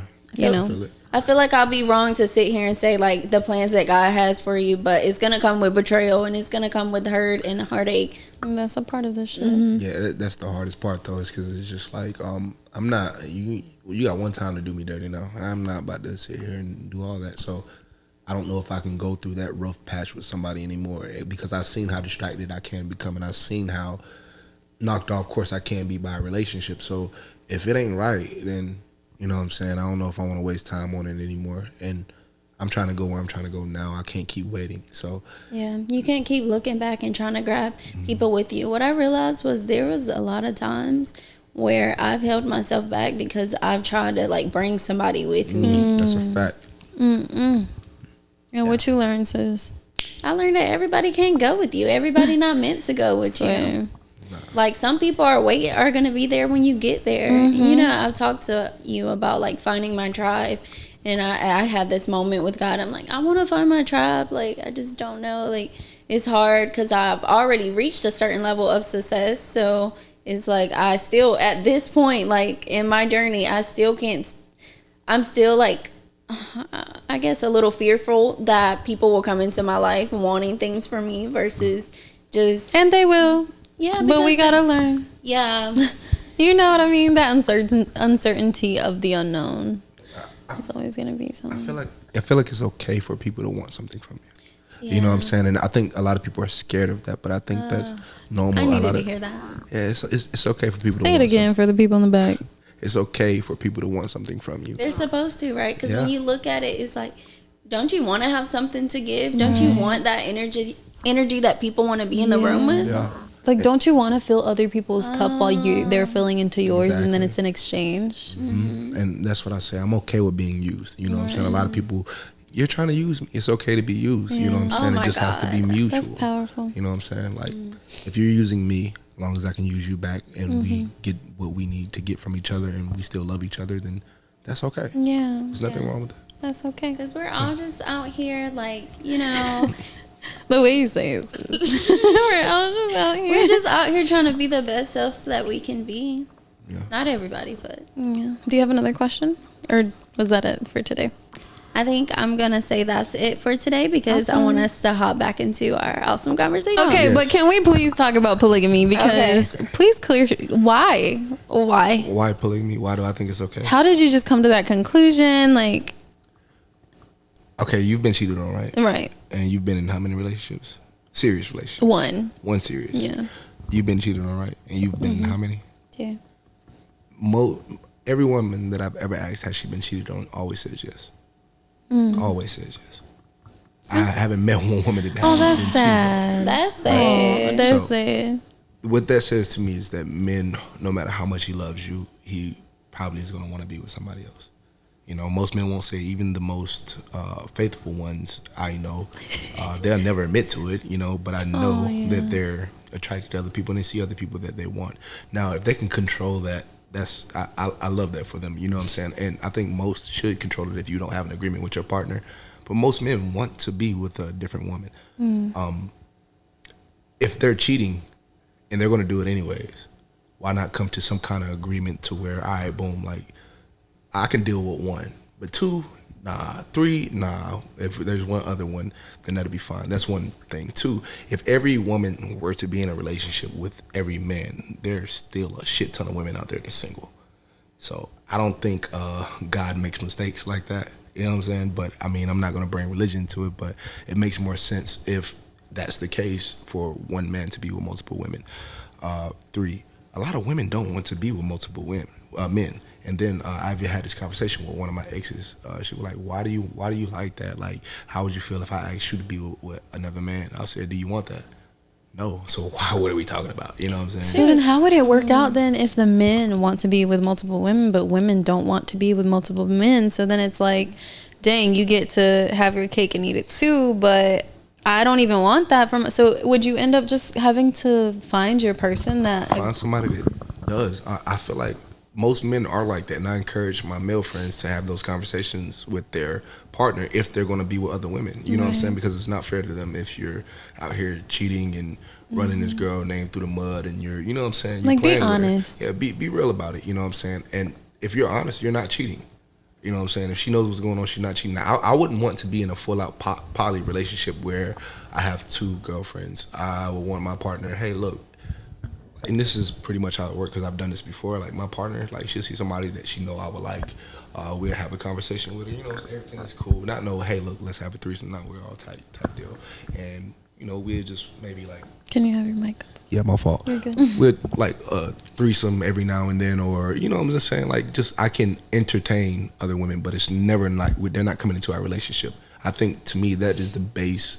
That's probably like the most logical sense of polygamy. That way the woman doesn't feel like, all right, boom, this woman is taking my space. Another women are territorial. Right, and my man is still satisfied. Yes, so that would be like the peak form of it for me. But most men cheat. Women cheat too. Don't get me wrong. Yeah, but they do. women don't want to commit to more than one man. Right. A man doesn't mind. He will live a double life, triple life sometimes. Yeah. So I feel like the easiest way for like relationships is a man be honest, find somebody that is down for that, because there are people that are down for that. That's there are true. women. There's billions of women out here. So find that. So I'm for it, but I mean, I'm only for it if you're for it. You know what I'm saying? I don't want to force it on you. If, let's say, if I'm dating somebody and she's not, I'm not with that. Like, one of the girls I'm talking to now, I told her, like, I like threesomes and stuff. And she was like, well, you better find somebody else to do it. All right, cool. I'm not going to ask you to do it. I'm not going to tell you should do it. All right, if it's not for you, it's not for you. But I'm for it. You know what I'm saying? I think it'll help a lot of people out. That's big. That's big. Being honest is so big, because you don't know how many men rather lie than be honest. Yeah. Because they're scared to lose you. Exactly. You know if a man's scared to lose you, he's going to lie to you every day. Okay. Every day, because he'd rather like deal with that than to watch the love of his life walk away. Yeah. You know what I I'm can't even tell you, like, the that's so sad. So sad. It's Well, sad. I understand it. I do It's understand sad it. that though. men gotta lie because they're He said that's sad. they're It's sad, I guess, for the women, because we're like, we want this one man, but then it's like, well, I don't know. It's not really sad unless you want to live that. No, You know what I because mean? people still can stand up and be like, no, I want to Yeah. be in a Monogamous. relationship where there's just one-on-one. Right. And that's okay. And there's gonna be a man out there who agrees on the same thing. And it is, and I respect the fuck out of those men, because one, they can control their temptations. For A man sure. can control his I love temptations. that. Discipline. Wow. Yeah. And I respect that the most out of people, because I know that person's not going to do me dirty. If I did business with them, they're going to be one of the best business Right. partners. You know what I'm Okay. saying? That Because, loyal. Yeah, they have morals, they have ethics, and they're loyal. You know what I'm saying? They're not going to do anything to mess you up. So those are great people. You know what I'm saying? But I don't take anything away from the men who are honest with their partners and Right. say, hey, look, this is what I'm doing. Honestly, and it took me a while to get like that. I told my ex that, and I was at first I was like, this is fucked up, but at the same time I was just like, it's a fucked up position to be in, but I'd rather tell her the truth and tell her where I'm at with it than for me to play in her face. Yeah, that's know? big. That's real big. I salute you for that. Yeah. Because it's not everybody is down for polygamy. and not everybody's down for monogamy, and everyone is allowed to live in whatever space they want to live in, and that doesn't make you wrong or right. It just means that you have different preferences, and that's okay. What makes you guys oppose it? I don't see the need to be with two different people or more at one time. And then I feel like I don't need, but I'd like for something to be solid and know that I can trust in one person, and that it's like, that's my person, and that person can ride, we can grow together, even if you change together, you know what I'm saying? Like, there can be so much, but having something solid and knowing that that's something, I wouldn't want it any other way. I just feel like I don't need the attention of multiple people to feel validated, to feel loved. Like, give me one good one and I'm good. So, do you feel like you would want a traditional marriage? Maybe not a traditional, because I believe that love is freedom, and I believe that trust is big. Communication is so big. Like, as long as me and my partner agree on the same principles and morals, bro, I don't need anyone else to understand us. I just need us to understand us. Yeah, would you for sure. Would you want a traditional marriage, or? I don't know if I ever get married again. Yeah. I don't know. If I did, probably not, because going off of what you said, I don't think for men, sex is just sex. For me, I'll say for me, I got to stop putting all men in my category. Right. But for me, sex is just sex. It's an important part of the relationship, but that doesn't make me love you more. It doesn't make me love you less. And it's the same thing outside of a relationship. So when you say, like, you just want something solid and you don't need another person for validation, if a man did everything that you wanted him to do, right, and he loved you, you know he loved you. There's hands down, no doubt about it. No doubt about it, hands down. He's a great father and everything else, but he wanted to sleep with somebody else. That would change everything else. That would change the whole relationship. Like I said, we would have to sit down and talk. Okay. But to me, love is freedom. And I'm not saying I'd be okay with him just sleeping around. Yeah. But I'd have to see, why do you need to go sleep with somebody? Why? What makes you that? What am I doing? Is this something that we need to talk about? And also, if that's something that you got going on and in your evolution you feel like you've had enough here, let's split ways. And I'd rather respect you and go do what you got to do. Yeah. But it's okay. But I want to also be good, solid with myself and love myself enough to be like, I don't need to go through someone wanting to be with someone else when I know that I rather be with someone who knows that I'm that person. Does that make sense? Yeah, it makes 100% sense. And that's the answer that, people give. But I think my thing is this, like, a lot of the times it's personalized, and a man cheating, he'll love you. I'm telling you, he'll love you, because one, it's just sex. We don't, again, I got to stop generalizing. Most men don't care about a lot of the women that they sleep with. Right. You know what I'm saying? They just want to have sex. But I think that if a man does everything for you, and that's one of the only things that, that throws them off, that's what makes a lot of men scared to be honest, about things. And that's what...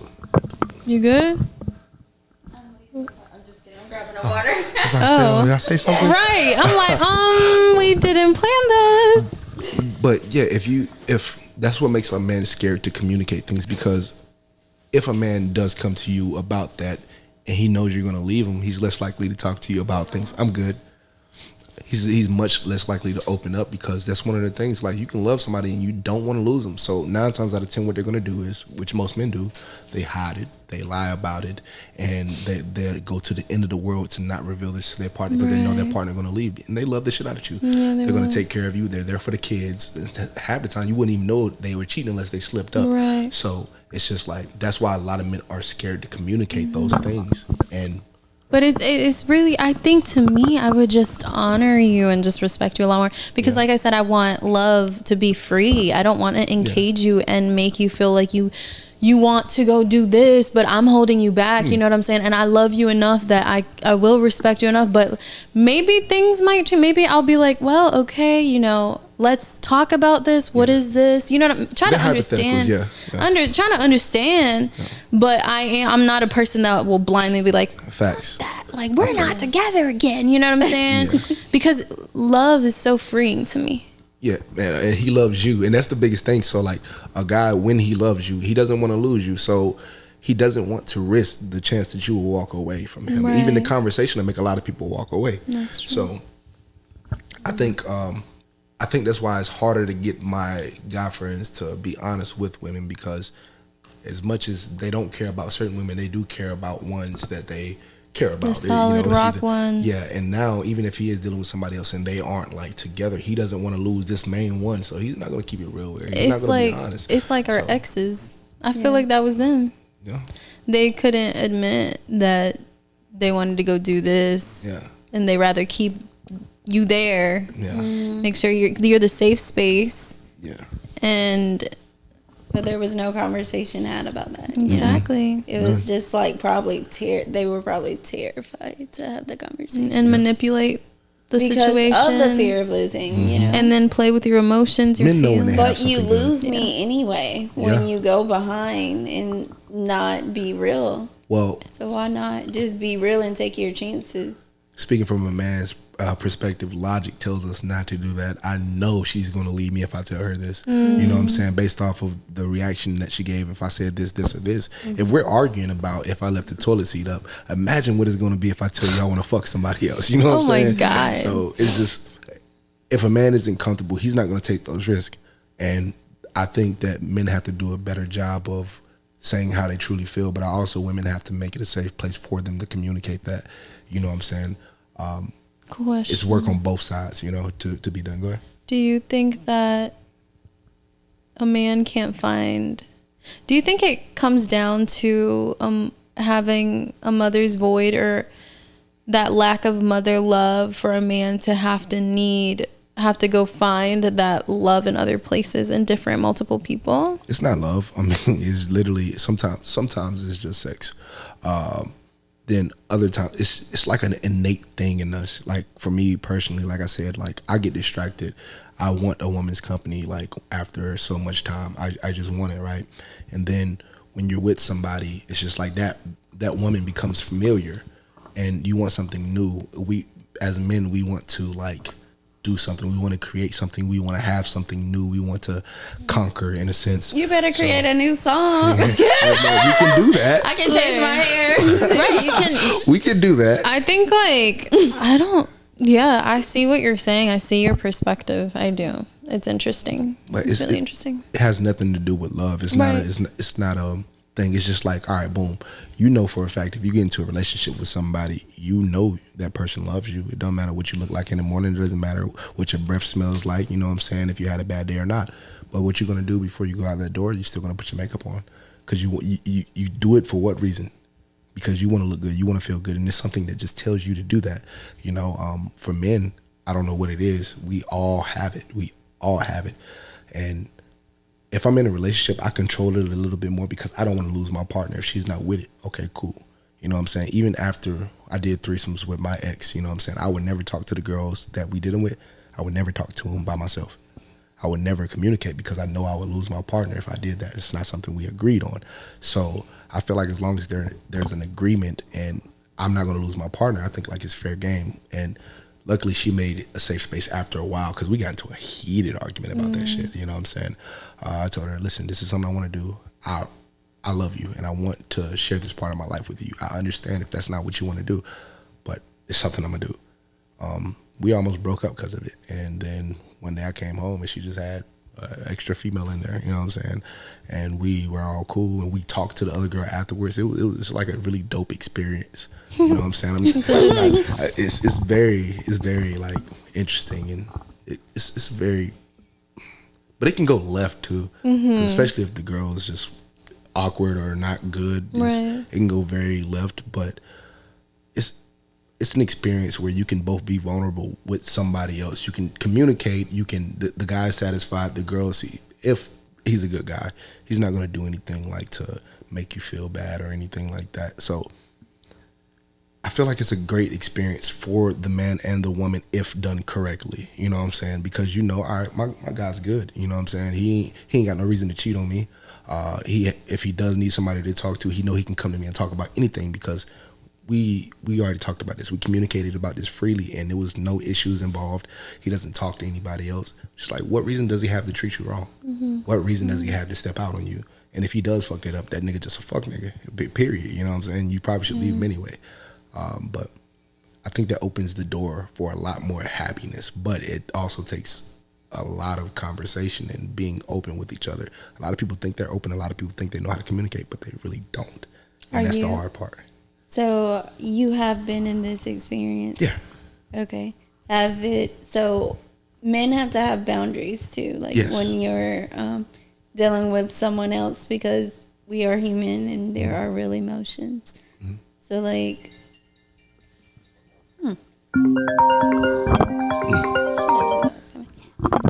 sorry, Mom. But yeah, like men have to have boundaries, of course, and I don't know, like, I feel like, I don't know why I just interrupted you right then.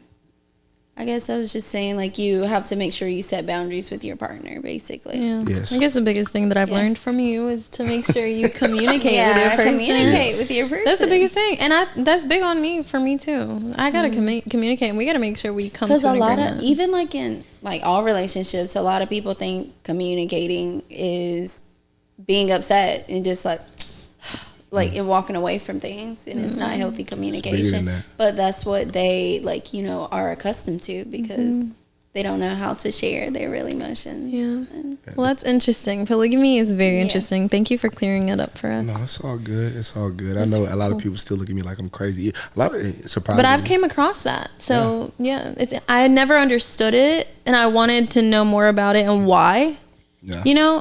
Just for that reason, like, why? Because I'm a big person. I'm like, why do you think this way? Like, what makes you think this? What makes you feel I think this I way? was watching, like, a YouTube video or podcast or something the other day on that. So it's so crazy that we're talking about this now. But that's cool. I respect God for even saying it, because a lot of guys won't have that conversation. And then a lot of guys would, like, have threesomes and be in, two relationships, but what I found awkward is they wouldn't do it with their partner or the person they was with. And it's because they be scared to lose them or scared to put them in there. It makes sense. So, it does. Yeah, I think, like you said, a lot of stuff in relationships is communication, but it starts before the issues. If you don't communicate before the issues, then that's where the issues arrive. You know what I'm saying?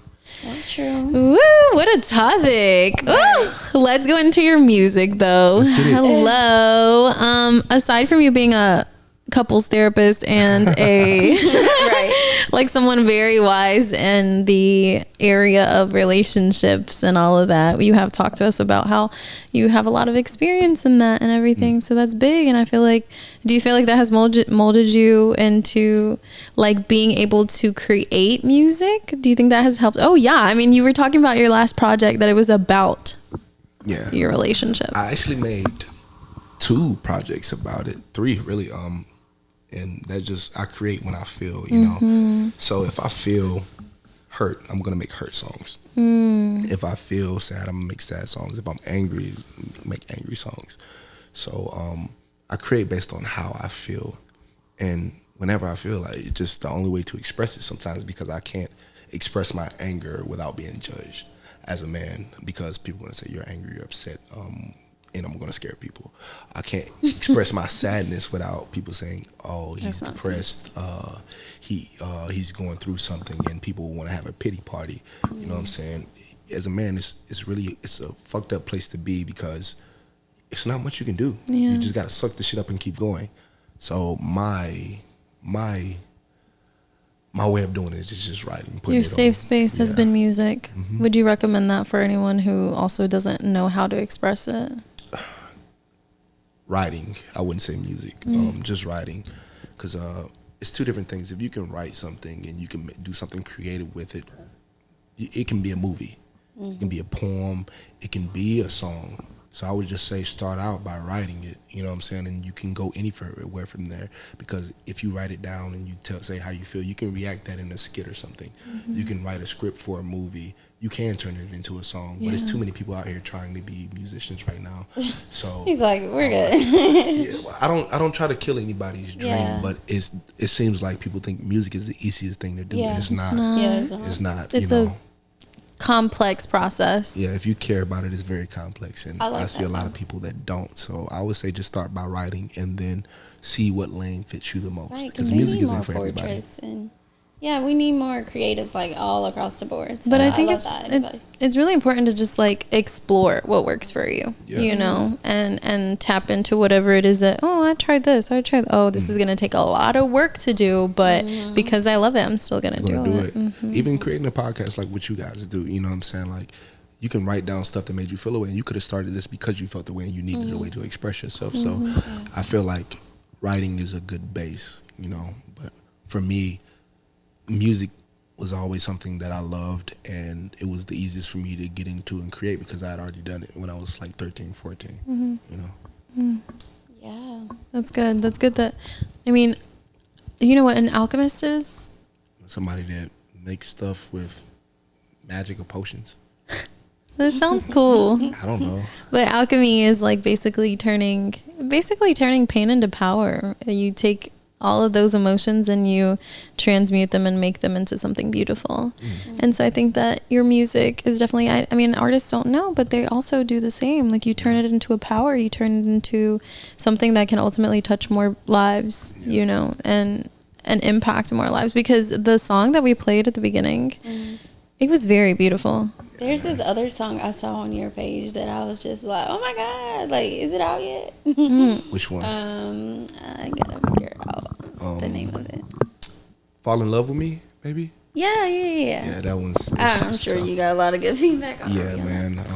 No, so you basically create, I mean, based off what I've heard, life experiences and love then, huh? Yes. Unfortunately, a lot of my music has come off heartbreak and bad experiences. Because it's just like when everything is good, you don't think about the good shit because that's how it's supposed to be. Right. You know what I'm saying? It's not until something bad happens that you focus on it and try to fix it or you want to talk about it, right? So say you don't look up at that light and be like, damn, that's a nice light. But then when it stops working, you recognize it immediately. So Oh my God, that's you the thing. When stuff is going as planned or is good, you don't focus on it. But when it goes bad, then you want to complain and then you have issues with it.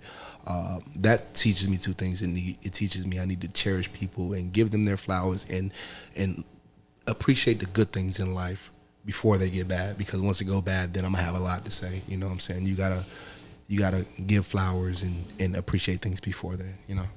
Yeah, that's so real. Because I feel like we've all experienced that, and like that everybody's been there where they have mistreated or misvalued something in their life.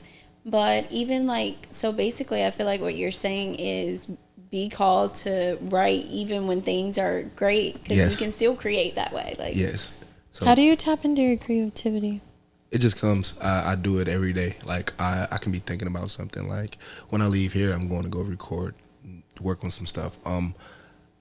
I think about it, and if it's good, I used to try to write it down, but now I don't because I write so much. Now, if it's good to where I can make a song, it'll come back to me, and I know it will. And I just go. I don't try to create what ideas, because when you do that, you box yourself in. So if I go in the studio and say I'm going to make a sad song today, right? And nothing sad comes to me, then I can't create. Right. But if I go in with an open mind and I just start creating a beat or something like that, then I can go wherever it takes me. You know, so I just let it flow. I don't try to box it in at all. That's dope. I So, like that. so your creative process, how do you start? How do you put together a song?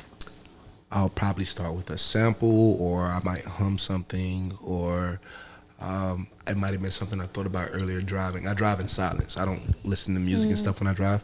I drive in silence, so it might have been something I was driving and I thought about. And, excuse me, I'm trying to think of a lyric that I thought of, and I made a song off of it here recently. I made one that's kind of like a R&B, but kind of like sad startup. It said, fuck me good, just don't fuck me over. You know, and basically saying, treat me good, like I want you to give me all the stuff that I want. You know what I'm saying? Like, please me sexually. You know what I'm saying? Like, joke with me and all this other stuff, but just don't treat me bad. You know what I'm saying? And I also like instantly made a logo that I could put on a shirt. So when I got to the studio, I was just like, I need to make something behind this. So I looked up some guitar loops, some piano samples and stuff like that, and then I started humming for a melody. And once I got it, I put down the like the vocals. I started right there, and then I built like the drums and stuff behind it, because I feel like if you record over the drums, you kind of have to follow them. But if you record without the drums, then you can free flow how you want to, and then stack the drums behind it. So yeah, That's powerful. thank you. That's dope. Love that. I love it. I was laughing like in my head because I realized that you do the same thing we do. You asked us like off camera, what do we do when we're not recording? Yeah. And it's like we create in different ways. Either like editing or like, you know, me with photography, and then I write, and then I'm either always looking for something, a way to work on myself. I want to hear something. Sorry to interrupt. You want to hear something? Yeah. Like her pieces? Yeah. I got you. Okay. Well, I guess that means not on camera. Right. Not on camera yet. I mean, that's Sacred. that's It's the best sacred. time. Okay. What? Nothing. I don't know. I don't know if you're open to it. We can go over It's it. sacred. Yeah. Okay. I don't know. Anytime somebody tells me they create or they do something, I know. I don't know why I instantly challenge them. You know what I'm So saying? do it in that yeah. moment. Yeah, because I'm just like, if I like pushing people to do what they want to do. Right. You know what I'm saying? So once you tell me something, you got to be careful what you tell me, because I'm going to say, hey, did you do this today? Or, hey, did you know what I'm saying? And that's just how good. I We like need those type of people it. around. Some people don't like it, though. Some people don't like it. I like I that do shit. like it. Yeah. But it's so crazy because like when we were in there with Diana, I guess because we weren't recording, but because one of our other friends, she sings also. So, and she also does her own beats and write her own music and so much more. But I had told her I had wrote a song, and they were like, okay, we want to hear it. So I did it like right there. But I guess like the difference is now it's like In front of the world. I'm in front of the world. I don't know if I want to share that with you guys, Right. because I don't know if I want to give it to another, like Take it to give another it to tone. an artist to sing, or if I want to deliver the message myself. Like, so I'm still figuring that out. I mean, even if you did give it to somebody else, you would still have to record a demo or have somebody else do it. That's true. So, I mean, just play around with it. I have a hard time writing for other people, because most of my stuff is like from personal experience. Right. And you want to be the one to deliver. Yeah, I'm just you like, know why what would I'm I saying? give you my That's story? How I feel. Exactly. That's how I feel sometimes. Yeah. Then do it. It's like I can, and then Do it. No, I'm not. I don't know. Like for me, I don't like to dibble and dabble like into everything. Even though Yeah. you can be creative, like in certain areas, and there's so many creative geniuses out there that does multiple things. Yeah. But if I'm not like precise in one area, I don't like to run off and go start another pal somewhere else. Respect. I feel it, and I can respect that, because like I said, when people get into music and they think it's going to be easy, that I I don't know like that's that. going to require all of my Yeah, time. yeah, no. But this one dude said something that pissed me off. But he doesn't know me like that. He got on one of my comments because I did a whole country album, and I've been wearing cowboy hats and stuff like that forever. But he got under my comments and said, "Dude couldn't make it as a rapper, so he threw on a cowboy hat and started singing." That ate at me. That ate at me, because I felt like he was saying that, all right, if you rap, stay over there. You know what I'm saying? I feel like nobody says that to. I'm not racist, or I don't hate white people or anything, but nobody says stuff like that to white artists. Nobody said that to Post Malone. Yeah. Nobody said that to rock stars who started singing like gospel music and stuff like that. So I'm just like, why would you say that to me? You know what I'm saying? So I feel like if you're able to do something and you feel like there's any chance of you being good at it, you only get one life. Chase That's it. true. Do it. At least do it. You don't have to take it seriously, but at least try it. You know what I'm saying? Like never I know try where it. it I can just go. do it when I feel like when I feel heavily. I'm like, I need to get this out tonight. So I'll make it a part of my routine.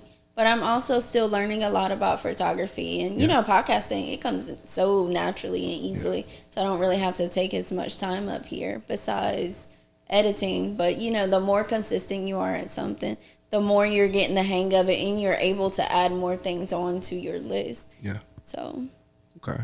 It's just knowing how much you can handle with what you have. That's a fact. But it's definitely something that I'm like, I do because I love to do. I feel it. I understand. So do you have it all? Is it already all the way written out? Like the songs that I have read? Well, at least one. Mm-hmm. Okay. Do you have a beat for it?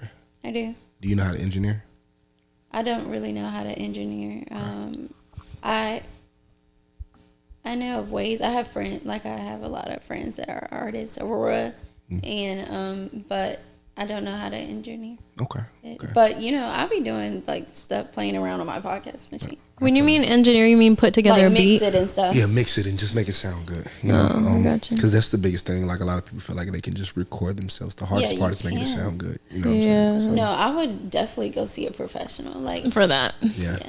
I feel it. So have you been writing anything? Yeah, I write. She's the artist. Okay. Well, let's talk about it. I mean, I write and everything, and I also write when I'm like inspired, when I have that emotion and everything. But I'm also practicing to write all the time too, to kind of challenge that part of me too. It's like, can you put something on paper just out of the blue, just whatever comes, whatever flows, kind of like what you do behind.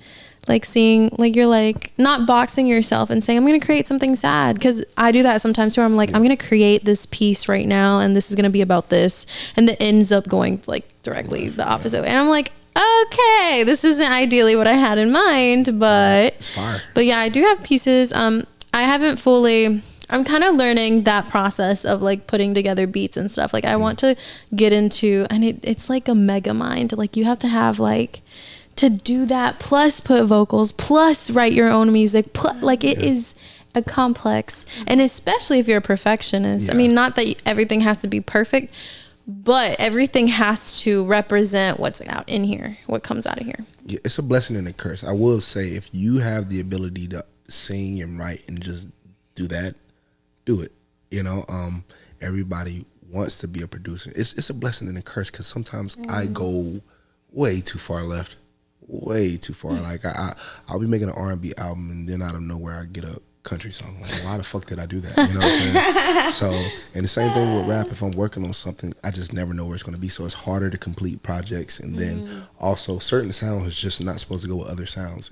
And I'll be in there playing with it just because. And it's a lot of different directions you can go with it. But if you're somebody who has a sound and you have an idea, I think it's better for you to just focus on what you want to do. If you want to be a singer, just sing. That's also, I get a lot of insights and messages from the higher grounds, the higher power, the source and everything. And I got a message like that. It's like, don't focus on making beats right now. Focus on making your voice better. Yeah. Because there's people out there that can do that for me for you. and can help me one step at a put that out. My biggest thing is making sure that everything sounds the way it feels. Yeah, and that's big because that just the sound alone displays a message and that Exactly. people don't understand. Like when you hear music, you're feeling it, you're hearing it, and if you're a visual person, you're also seeing it. Like, 'cause I told him that's why I told him. I was like, yeah, there was a lot of people that reached out about the podcast, but I was like, you're really good. So we was like, let's collab with him, like, What do you and mean then really after good? doing our research, I was like, your music's good. Like even when I played it earlier, you were like, oh, that's good. Yeah, that's good. That's good. that threw me off because I'm just like, damn, people are really bad. No, but also I personally was pulled to the fact that like you put a lot of message. your vulnerability on what you submitted. I think that is big, and I also related to your story. So I was like, Same. I think we resonate on a level.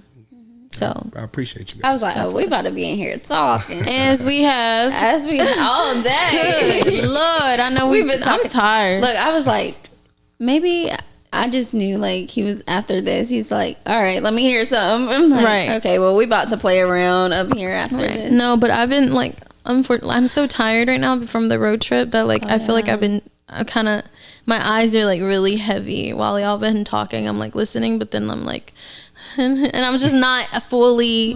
I feel like I'm just a zombie right now, and I'm kind of just listening and just being here because y'all kind of have me up right now, but I'm also like tired. So tired. You're doing a great job. You've been talking. Yeah, you're right. You're doing a good job. Thank You're doing a good job. But yeah, no, but that's dope. Yeah, like I said, my biggest thing is making sure that like you said, work on making your voice better. And I do have a vocal coach, so I do learn so much about technique, breathing, all of that, and it goes into that foundation of having a voice, you know. How is that? Because I don't know if I wasn't trained on anything, so everything that I learned how to do, I did it by myself. One of my friends, Kelly, he's very technical with everything.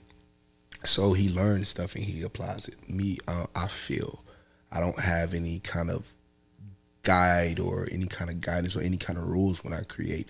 But I know, like, whenever you sing and somebody's coaching you to be a certain way, it's less room for self education. Yes. So how is it like having somebody guide you in every direction when you might feel like, I thought that was good?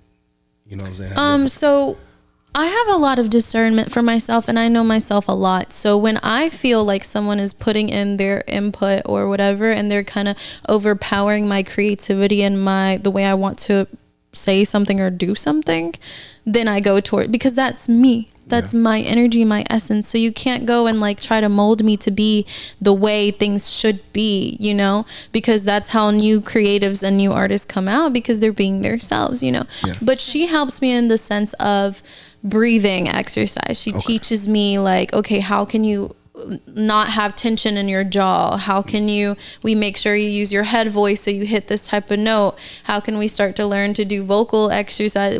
She teaches me a lot about singing from the diaphragm, and it's really it's fun to learn and know fundamentals. Yeah. And she's also like a teacher at like colleges and universities for that. And because I didn't have any experience too, because I started when I started last year to take this serious. Shit. Exactly. Okay. So I don't have any like, that makes sense. Okay. School, or I don't have any songs, or I don't have experience. So I'm like, how can I start getting better at this? And I searched for a vocal coach that could help me with the foundations of my voice, because I don't know anything about my voice. I'm just like singing, and then people are like, you look really tense. You look like you're singing from the chest and not the diaphragm, and I'm learning from TikTok. How do I learn this for my voice? You know, I'm trying to self-educate myself. And it helps so much when someone already has so much knowledge about the voice, and then I can put it together with my creativity and still allow myself, because you know, it's like there's artists like Lauryn Hill, having like a lot of artists that do so many things with their voice, but it does help to know how can I because I've lost my voice before. I lost my not singing. Well, I think I did have a singing moment. Well, it was before, and then I started to get like a sore throat, and I think it got infected or something, and I just lost it completely. And I was like, never again.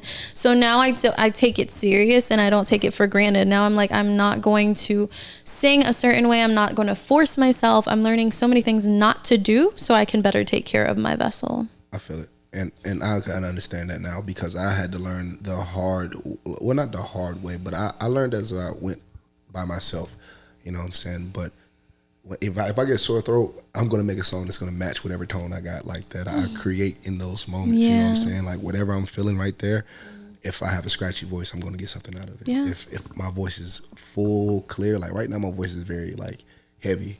I don't know why it does that, but then it's just like really high if I get excited. Yeah.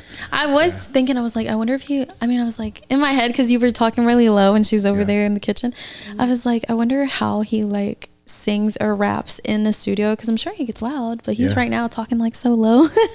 I think it's probably because like when I used to talk real with a lot of passion, people think I'm arguing and stuff. So I think the conversation, I kind of started talking low, and I never knew that I talked low until everybody was like, what you say?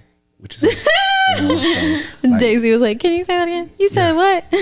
So I try to speak up a little bit now, but like whatever voice I have going in there, I had to learn to utilize it, because I got this song in my head and it needs to come out. Right. You know what I'm saying? So I don't. You can't just time. wait until it's like Yeah. clear and everything. Yeah. I ain't doing no vocal exercises or nothing. Right. Straight raw dog the vocals. You know what I'm saying? It's And gonna- that's good too. Yeah. I mean, Everybody has their different exactly. ways. Yeah. That's a different your artistry is different, you know. But I think for me it's like being a vocalist. For me it's like those long notes, those vibratos, those like all of that to me is like how I will be able to project my feelings and what I feel inside, and so taking care of that vessel and not using it when it's not supposed, when it's going to strain it more and cause damage. I don't want to do that to I it feel that. because it's so powerful. I also, though, I'm not trying to hit those high notes and like hold the notes as long as you guys. And if I do, I engineer it to a point where you know what I'm saying, it sounds good enough. I'm not no perfectionist to that point. I know how to engineer it to a point where it sounds good. But so when you guys heard that song, like the one you played, "Down to Live," like what emotion did it make you guys feel? Because when I didn't know it was gonna get the reaction that it did when I did my my birthday show.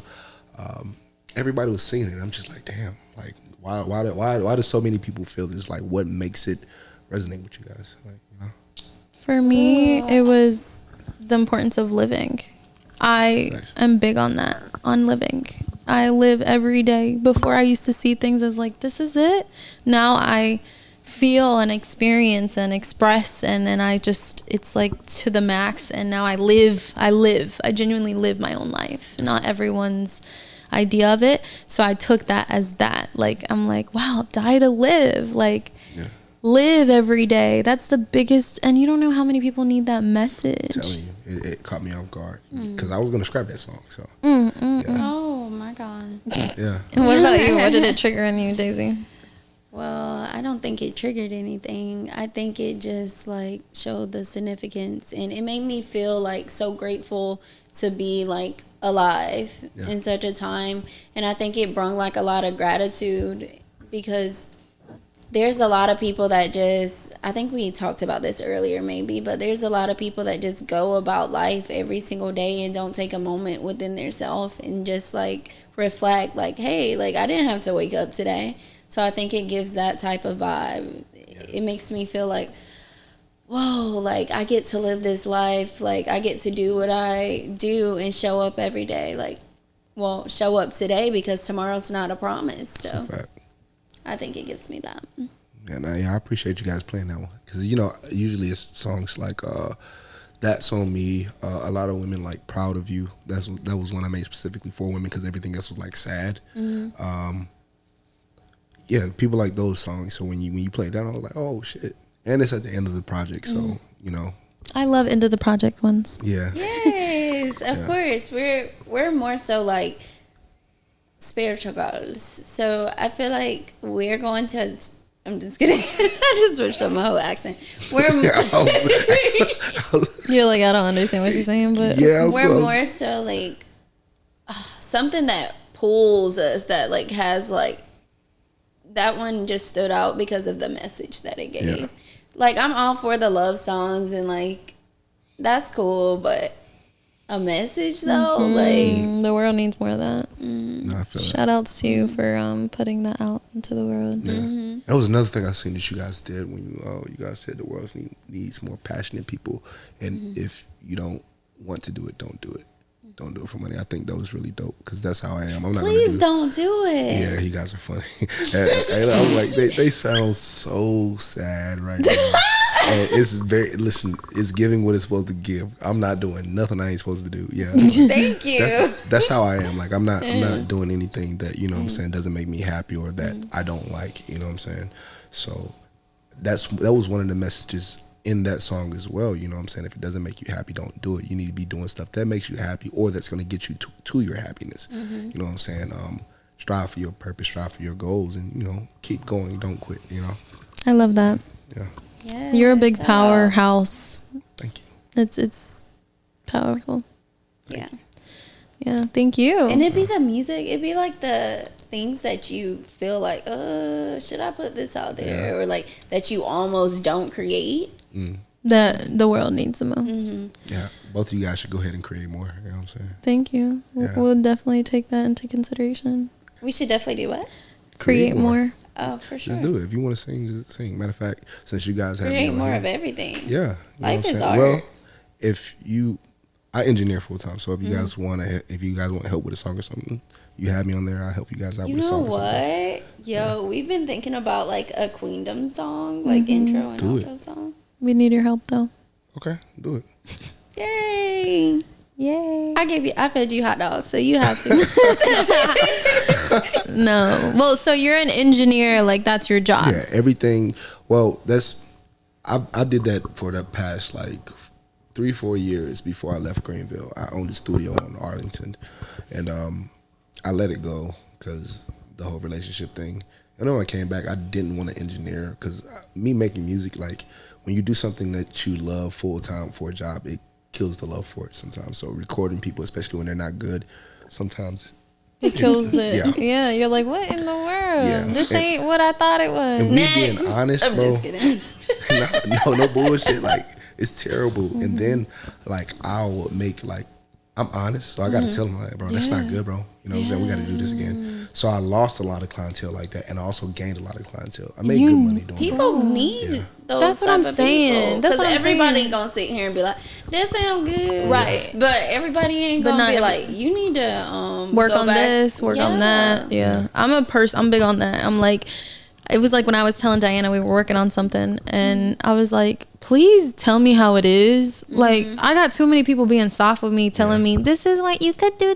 Tell me how it is, straight up. I don't Yeah. care if my feelings are hurt. I need to know so I can get we better. say a lot. I give you permission to be real raw. And Nah, all that's a that. fact. See, my problem is I don't wait for permission. I just go. You know what I'm saying? 'Cause And if some you wanna people do take it the something- wrong way. Yeah, I ain't gonna lie. One of my clients, like, I'm glad we developed this relationship. But I say, like, he'll go in there. He can't really sing, but he likes to create. So when he sings, like sometimes he's completely out of key. I'm like, bro, what the fuck is that, bro? You know what I'm saying? And he starts laughing and stuff. Like now we have the relationship where we can do that. But at first, he was caught off guard because nobody had said that like him. I might need to work with you so you can give me raw, honest advice. Please I mean, do. Not advice, but you know what I'm saying? Like, to get me better. I got you. You know what I'm saying? You just I That's what respect you're here that. for. I respect that a lot. you just can't be sensitive though. Like and anything that I say is not from a personal standpoint. It's just literally to make it it better. better. You know what I'm saying? And I'm all about it. Yeah. Please be raw with me. I don't give up. So how many times have you recorded before? 2. 2? Oh yeah, you don't know anything. Exactly. Yeah. Exactly. I started last year. Yeah. So I mean, what do you expect? And like when we get off, we're gonna play like the part that she featured in. okay, I'm with it. But that's like, I just feel like that's not. Yeah, There's like, so much to who I more for am. You know what I mean? For sure, And I also know that once I do start getting into the groove of this, girl. Yes. I just can't wait because the people that inspire me the most are the most creative, and I just see through their sound, and it's just so beautiful. We not always gonna have Dre on the pod. Okay. Dre from the east, not the west. Dre I was about to say, Excuse me, Dre of the east, not of the west. Nah, you're good. I always correct people when they do it because I don't know why. Like So natural to roll off that way though. yeah, Dre from the Right. yeah Dre of the east. Dre of the East. yeah. This I don't know. It just got more of a little. Where'd that come from? Wait, yeah, how did you come across that? So everybody know who Dr. Dre is. So when you tell people your name is Dre and you do music, oh, like Dr. Dre, you know, he's on the West Coast. So I was like, no, like Dre from the East, but of the East because everybody like be like, what is it? Roll from the 9. It was a lot of people from, and I wanted to be different. So it was Dre of. I the like East, that. You know. We done had Diana Ross last week. We got Dr. Dre this week.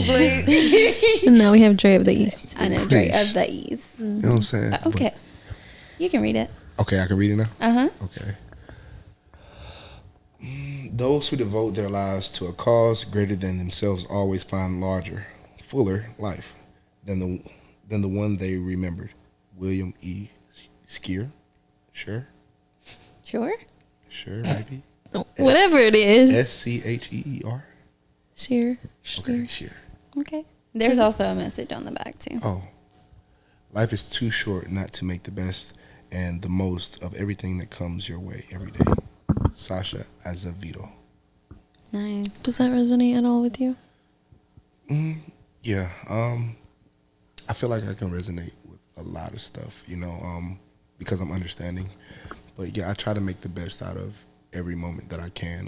When I go to work, even if I'm in a bad mood, I try to like stay up. If I'm having a bad day, like you said earlier, if I make music, I'm going to take that pain and create something with it. So yeah, I try to make the most out of any situation that I'm given. Even when I was talking earlier off camera about the dark humor, like whatever situation I'm going with, or if somebody comes to me, I'm making a joke out of it. And sometimes it's the wrong moment, but I feel like we can't do anything about the things that go wrong. So shit, I'm gonna try to laugh at it. I'm gonna get something out of it, at least some joy, you know.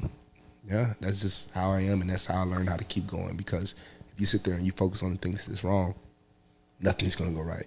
Nothing at all. Time to live. You feel me? That kind of went with the song, the message, and everything too. For real. But we do get that feel from you. And even today, things not going right as far as like the camera cutting off and like little things that happen on normal. Like you didn't freak out about it, or you were just really at ease with everything. So we appreciate that too. We roll with the punches, baby. That's all we can do. Right. For sure. I appreciate you guys having me. You know? Yeah, thank you for coming on here. Thank you for coming out. Thank you for existing and making this world a better place with your art. Thank you. I appreciate it. Thank you guys for existing and making the world a better place with your podcast, you know. Thank you. There's not a lot of people doing this. The most important part of this creative space right now is for artists or anybody else is just having people to talk about it, having people to share it with. So I feel like what you guys are doing is one of the most important pieces, you know what I'm saying? Because nothing is cool or nothing is hip or people can't be informed if there's no conversation, and you guys create the conversation. So I appreciate you guys for that. Thank you. If there was one advice that you could give to the world, what would you do from your heart space right now in this moment, whatever you feel is coming up? Live, you know, don't care so much, just go. You know, not everything's serious, not everything's life isn't that hard, you know what I'm saying? It's not supposed to be anyway, so just go. I mean, that's all we can do, you know what I'm saying? So whatever you're going through, whatever you're involved in, whatever's eating at you, let that shit go, let it stay where it is, and just keep moving, you know. That's it. Thank you. Thank you. I was gonna, and I'm not singing. Peace, y'all. What? Say it. What? Say it. Say it. Say it. Say it. Nah, I'm playing. I ain't doing it. Peace, y'all. We gonna make him say it off camera. This is fire. Keep your head high if She's it's still vibing. Always remember